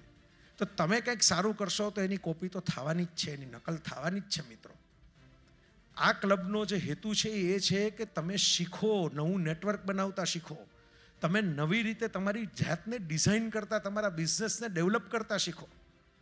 તમે એકનું એક કરવાને બદલે આજુબાજુ સાથે મળીને એસોસિએશન બનાવો અને 5 જગ્યાએ તમારું કામ વધારે ઝડપથી થાય એવી રીતે ડેવલપ થાવ. અને એટલે છેલ્લું સૂત્ર મેં આ રાખ્યું છે કે તમે તમારી જાતને રોજ અપગ્રેડ નહીં કરો તો બીજા તો આવીને તમારાથી આગળ નીકળી જ જવાના છે. તમે જે કામ નહીં કરો એ તો કરી જ નાખવાના છે. પેઢીઓ બદલાતી રહેવાની, જનરેશન ચેન્જ થવાની, કસ્ટમર ચેન્જ થવાના, બિઝનેસ ચેન્જ થવાનો. જે બિઝનેસમાં તમે એમ કહો કે અમે તો એક જમાનામાં વિડીયો લાઇબ્રેરી અમારી એવી હાલતી, અમારા એસટીડી પીસીઓ એવા હાલતા. સાહેબ, વિડીયોના પ્લેયર નીકળી ગયા ને એસટીડી પીસીઓના ડબલા નીકળી ગયા. તમારો ગમે એવો હાલતો બિઝનેસ હોય બંધ થઈ જાય. નોકિયા નથી બંધ થઈ ગયું. હમણાં અમારે મેહુલભાઈની વાત થતી હતી, બરાબર. આખા ભારતનો બિઝનેસ એના ખિસ્સામાં હતો પણ ચેન્જ ન થયા. એપલનો આઈફોન આવ્યો ત્યારે ટચ સ્ક્રીનમાં ઠપ થઈ ગયું. એટલે આ સૂત્ર મેં સાવ છેલ્લું જે રાખ્યું છે અત્યારનું, લાસ્ટ વાત એ આ જ રાખી છે કે જો તમે અપગ્રેડ નહીં થાવ, જો સમય મુજબ ચેન્જ નહીં થાવ, સમય તો બદલાયા જ રાખવાનો. કોઈ દિવસ એક ધારો એક જ વ્યક્તિનો એક જ ધંધાનો સમય ક્યાંય રહ્યો નથી. વિશ્વનો ઇતિહાસ ઉપાડીને જોઈ લો. જે લોકોને એમ થાય ને કે કોઈ ચેલેન્જ આવે જ નહીં ને સતત સફળતા જ મળે ને સતત બધું સારું જ થાય, બરાબર, એ જે લોકોને કોઈ તકલીફ નથી, કોઈ ટેન્શન નથી, કોઈ માથાકૂટ નથી, કોઈ ચેલેન્જ નથી, બધાય તમને આ જગતના સ્મશાનો અને કબ્રસ્તાનોમાં જોવા મળશે, ઘરોમાં જોવા નહીં મળે. જીવતા હશો ત્યાં લગી પડકાર તો આવશે, ચેલેન્જ તો આવશે, મુસીબતો તો આવશે, તકલીફો તો આવશે. ભગવાને તમને મેસેજ આપ્યા છે, ગુલાબનું ફૂલ જોતું હોય ને તો બુકેના ગુલાબ છે, ગોઠવીને આપ્યા હોય. પણ ઉગાડેલા ગુલાબમાં હાથ નાખવા જાવ ને તો 20 કાંટા ઉજળડા પડે ને પછી એક ગુલાબ તાજું તમારા હાથમાં આવે. ઉપરવાળાનો મેસેજ છે. કાર્ડિયોગ્રામ હૃદયનો જુઓ ને, એના સીધી લીટીના હોય, જેના હોય ન જોઈ શકતા હોય, એ તો બીજા જોતા હોય. ફાઇનલ હવે ગયા. પણ ઊંચો નીચો થાય નહીં. જય વસાવડાની નહીં, ઉપરવાળાની ભાષા છે કે જિંદગી જીવતા હશો ને તો દિલ ધબકતું હશે ત્યાં લગી અપ એન્ડ ડાઉન જ રહેવાનું છે. પણ તમારે દિલની ધડકનને તેજ કરીને યાત્રા તમારી ચાલુ રાખવાની છે. તમારા હાથમાં બીજું કાંઈ જ નથી, તમારા હાથમાં પ્રયાસો છે. બીજું આપણા હાથમાં નથી, સફળતા આપણા હાથમાં નથી, પ્રયત્ન આપણા હાથમાં છે. અને આ વાતનું સમાપન હું એટલે કરું છું કે આ વાત જય વસાવડાની નથી. દુનિયાના સૌથી પહેલા મોટિવેશનલ સ્પીકર એવા ભગવાન શ્રી કૃષ્ણ છે. મોટિવેશન શબ્દ તો 20મી સદીમાં જગતે સાંભળ્યો ને એમાંથી કમાવાનું વિડીયો બનાવીને તો 21મી સદીમાં લોકોએ શરૂ કર્યું ચોપડીઓ લખવાનું. પણ 5000 વર્ષ પહેલા એક ડિપ્રેસ થયેલા માણસે યોદ્ધાએ આવડત હોવા છતાં એમ કહી દીધું હતું કે આ યુદ્ધ મારે નથી લડવું, અને વિષાદમાં પહોંચી ગયા હતા. અને ત્યારે કૃષ્ણએ એને એમ નથી કીધું કે લાવ હું તારા વતી લડી દઉં, લાવ હું સુદર્શન ફેરવીને તને જીતાડી દઉં, તું તો મારો સગો છો, મારો વાલો છો. ત્યારે કૃષ્ણએ એને એમ કીધું છે કે તું તારું ગાંડીવ ઉપાડ તો હું તારો રથ ચલાવી દઈશ. લડવાનું તો તારે જ છે, જીતવાનું તો તારે જ છે, પરાક્રમ તો તારે જ બતાવવાનું છે. હું માર્ગદર્શન તને આપીશ, હું મદદ તને કરીશ, પણ તારું પરાક્રમ બેસાડવાને બદલે ઘર ભેગો થઈ જઈશ તો હું તારું માર્ગદર્શન નહીં કરું, તો હું મદદ નહીં કરું. અને એમાં જ એણે એક વાક્ય કીધું, કર્મણીય વાધિકારસ્તે મા ફલેશુ કદાચન. આ અલ્ટિમેટમાં અલ્ટિમેટ સક્સેસ મંત્ર છે. આનાથી મોટો સક્સેસ મંત્ર આ પૃથ્વીના પટ ઉપર કોઈ હજી લગી આપ્યો નથી. તમારું ફોકસ કર્મ કરવામાં રાખો, રિઝલ્ટ ઉપર તમે જો ફોકસ રાખશો તો ડાઉન થવાના, તો ગડબડ થવાની. હું હમણાં મેં એક વિડીયો બનાવીને મૂક્યો, તમે જોઈ શકશો. હું પેરુ ગયો તો ને હું તો ટ્રેલ સમજીને ગયો તો, નીકળી તો ઉપર ચડવાની આખી મોટી યાત્રા. અને આ શરીરને ગુરુત્વાકર્ષણ જાજુ વર્તાય. વિજ્ઞાનનો નિયમ છે, જેમ તમારું દળ વધારે, ઘેરાવો વધારે, એમ પદાર્થ ઉપર ગુરુત્વાકર્ષણ જાજુ વર્તાય. અને એમાં મંકી સ્ટેપ્સ આવ્યા. મંકી સ્ટેપ્સ એટલે આમ તમારે સીધું ચડવાનું, કોઈ આજુબાજુ જોવા વાળું નહીં. અને આ તો દક્ષિણ અમેરિકાનો દેશ. અમેરિકા હોય 911 કરો તો કોઈક આવે ખરા, અહીં તો કોઈ આવે નહીં. એટલે મંકી સ્ટેપ્સ ચડવાની શરૂઆત કરીને પહેલાં તો મને આમ જોઈને જ એમ થયું કે પૂરું થઈ ગયું, આ આપણો અંતિમ દિવસ છે આ પૃથ્વી ઉપરનો. એટલે આ મોબાઈલમાં કંઈક વિડીયો બનાવીને જ ચડવું, એટલે કોકના હાથમાં મોબાઈલ આવે તને ખબર પડે કે છેલ્લો સંદેશ શું હતો. બરાબર. પણ પછી એક ભાઈ ઉપર હતા, એને મેં કીધું કે જરાક મારું શૂટિંગ કરજો, નહીં તો દુનિયા માનશે નહીં હું આવી વાતો કરીશ તો, કે તમે ન ચડી શકો એવું થોડી ગપ્પા હોય. એટલે બિચારા ભાઈએ શૂટિંગ કરી દીધું મારું. બરાબર. અને એ ઉપર ચડી ગયા હતા. એ તો કસરતી જોરાવર જીવ હતા. એટલે મને કહે કે focus on next step, don't focus on whole trail. એક જ શબ્દ એને કીધો હતો, focus on next step, don't focus on whole trail. આગળનું પગથિયામાં ધ્યાન આપો, બાકી ખીણ છે, ઉપર છે, નીચે છે, બધું ભૂલી જાઓ. પગથિયું જોતા જાઓ કે આગળ આ પગથિયા પગ મૂકવાનો છે ને આ પગથિયા હાથ મૂકવાનો છે. આમ ચડાણ હતું, આમ. એટલે પગથિયા ઉપર જ હાથ મૂકવાનો, પગથિયા ઉપર જ પગ મૂકવાનો છે. વિડીયો એ ભાઈ ઉતારી દીધેલો, રૂડી નામના ભાઈ હતા. બહુ રૂડી વાત કરી હમણે. એટલે હું તમારા સુધી પહોંચાડું છું કે જિંદગીના કોઈ પણ ઝંઝાવાતમાં ફસાઈ ગયા હો, વમળમાં ફસાઈ ગયા હો, તો આપણું અત્યારે બહુ ગીત આવેલું છે આદિત્ય ગઢવીનું. એનો સક્સેસ મંત્ર યાદ રાખજો અને એ મંત્રથી આપણે સમાપન કરીએ કે જળેલું ન જો ગોતે, જે પાછું જળેલું હોય એ જ ગોતવા નીકળે ને હું ખલાસી કેવો. નથી રે મજામાં જેની વાવટા ધજામાં, ગોતીલો ગોતીલો ગોતીલો, કેવો ગોતીલો છે મધદરિયે વાણ હલાવે, જે જીવા તરીકે ડૂબકી મારે. ડૂબકી મારો એટલે બધા છીપલા જ હાથમાં આવે, સીધા મોતી હાથમાં ન આવે. પણ 1000 છીપલા ફેંદો ત્યારે એક મોતી હાથમાં આવે ને 1000 ડૂબકીનું કામ તમારા માટે કરી દે. એવા ખલાસી આપણે જીવનના બનવાનું છે, તો સફળતા આપણા જીવનની અંદર આવશે. અને આપણે જેમ ભગવાન કૃષ્ણ કહી ગયા એમ આ એક કર્મ ઉપર ફોકસ કરો, બાકીની પરિણામની ચિંતા મૂકી દો. કર્મ તમારું શ્રેષ્ઠ થશે તો આજ નહીં તો કાલ પર પરિણામ તમને શ્રેષ્ઠ મળવાનું જ છે. જવાબદારી હું તમારી લઉં છું, ગેરંટી હું તમને આપું છું. મને બહુ મજા આવી. ફરી એકવાર આખી ટીમનો, કારણ કે એક રેફરન્સ ક્લબ છે, એક વ્યક્તિ નથી, આખી ક્લબ છે. તો એ આખી ક્લબ ત્યારે જ ચાલતી હોય જ્યારે આખું એની ટીમ ચાલતી હોય. આપણા શરીરમાં એક આપણે એમ કહીએ ને કે હાલે, એમ કે અંગૂઠો ન હોય તો હાલે. એકલવ્યનો લઈ લીધો તો દ્રોણાચાર્ય, અંગૂઠો ન હોય તો મોબાઈલ જ ન હાલે. ઘરે જઈને વિચાર કરજો ક્યારેક કે એકલવ્યનું તો હાલી ગયું, આપણું ન હાલે. અંગૂઠા વગર આમ કરવું કેવી રીતે? એટલે બધુંય એક નાનો અંગૂઠો હોય તમારા જીવનમાં, એ તો ન હોય ને તો ખબર પડે કેટલો કામ ન હતો. એમ આખી ટીમ ક્યાંક કામે લાગી હોય ત્યારે આવો સરસ કાર્યક્રમ થયો હોય. તમને બધાને હું સેલ્યુટ કરું. તમે સરસ એક યાદગાર, મને પણ મજા આવી એવો એક યાદગાર કાર્યક્રમ તમે સુરતમાં આપ્યો. ઘણા વખતે કેટલીક નવી વાતો લઈને આવવાનો મોકો મળ્યો. બીજા બધા મને એમ કહેતા હોય કે તમે જે ઓલું બોલ્યા હતા ને એ બોલવા માટે આવજો, અને મેહુલભાઈ એમ કીધું કે તમે અમારા માટે કંઈક નવું પીરસવા માટે આવજો. એટલે મને એની મજા આવી કે વાહ, તમારું તો અપગ્રેડેશન થઈ, મારું થયા કરવું જોઈએ ને સ્પીકર તરીકે. હું એકને એક દાખલા ભણાવ્યા કરું તો ટ્યુશનનો શિક્ષક થઈ જાઉં. જો મારે જીવનના ગુરુ થવું હોય તો મારે નવા દાખલા ગણવા પડે.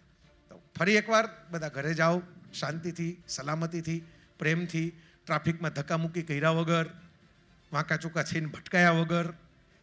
બરાબર, એમ લાગે ને કે સારા પ્રવચન સાંભળીને બહાર નીકળેલા સારા નાગરિકો સુરતની અંદર નીકળ્યા છે અત્યારે. ફેરફાર તો અત્યારથી જ શરૂ થઈ ગયો છે એવું લાગવું જોઈએ બહાર જે જોવે એને. તો તમને બધાને ખૂબ ખૂબ શુભકામનાઓ. અને મારી ગમતી પંક્તિઓ ઉદયન ઠક્કરભાઈની એક પંક્તિઓ સાંભળી, એમાંથી મેં બનાવેલી છે, પણ મને બહુ ગમે છે, એટલે વારંવાર સંભળાવ્યા કરું છું કે તું રાખ ભરોસો ખુદ પર, શાને શોધે છે ફરિશ્તાઓ, સમંદરના પંખી પાસે ક્યાં હોય છે નકશાઓ, તોય શોધી લે છે ને પોતાના રસ્તાઓ. Thank you.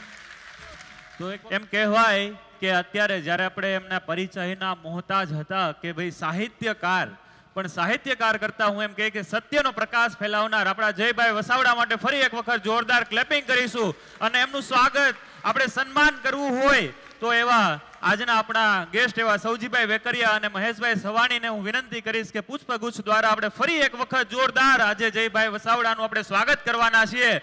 અને ઓડિયન્સ માટે એક મસ્ત મજાનું સરપ્રાઈઝ છે, તો થોડીક ક્ષણ માટે તમે થોભી જજો, કારણ કે એ સોનાના હકદાર મે બી તમે પણ હશો. આપ આપનું સીટિંગ લઈ શકો છો. અને મહેશભાઈ અને સૌજીભાઈને હું વિનંતી કરીશ કે જોરદાર આપનું સ્વાગત અને તમારી તાળીઓના ગડગડાટ સાથે આપણે એમને વિનવીએ.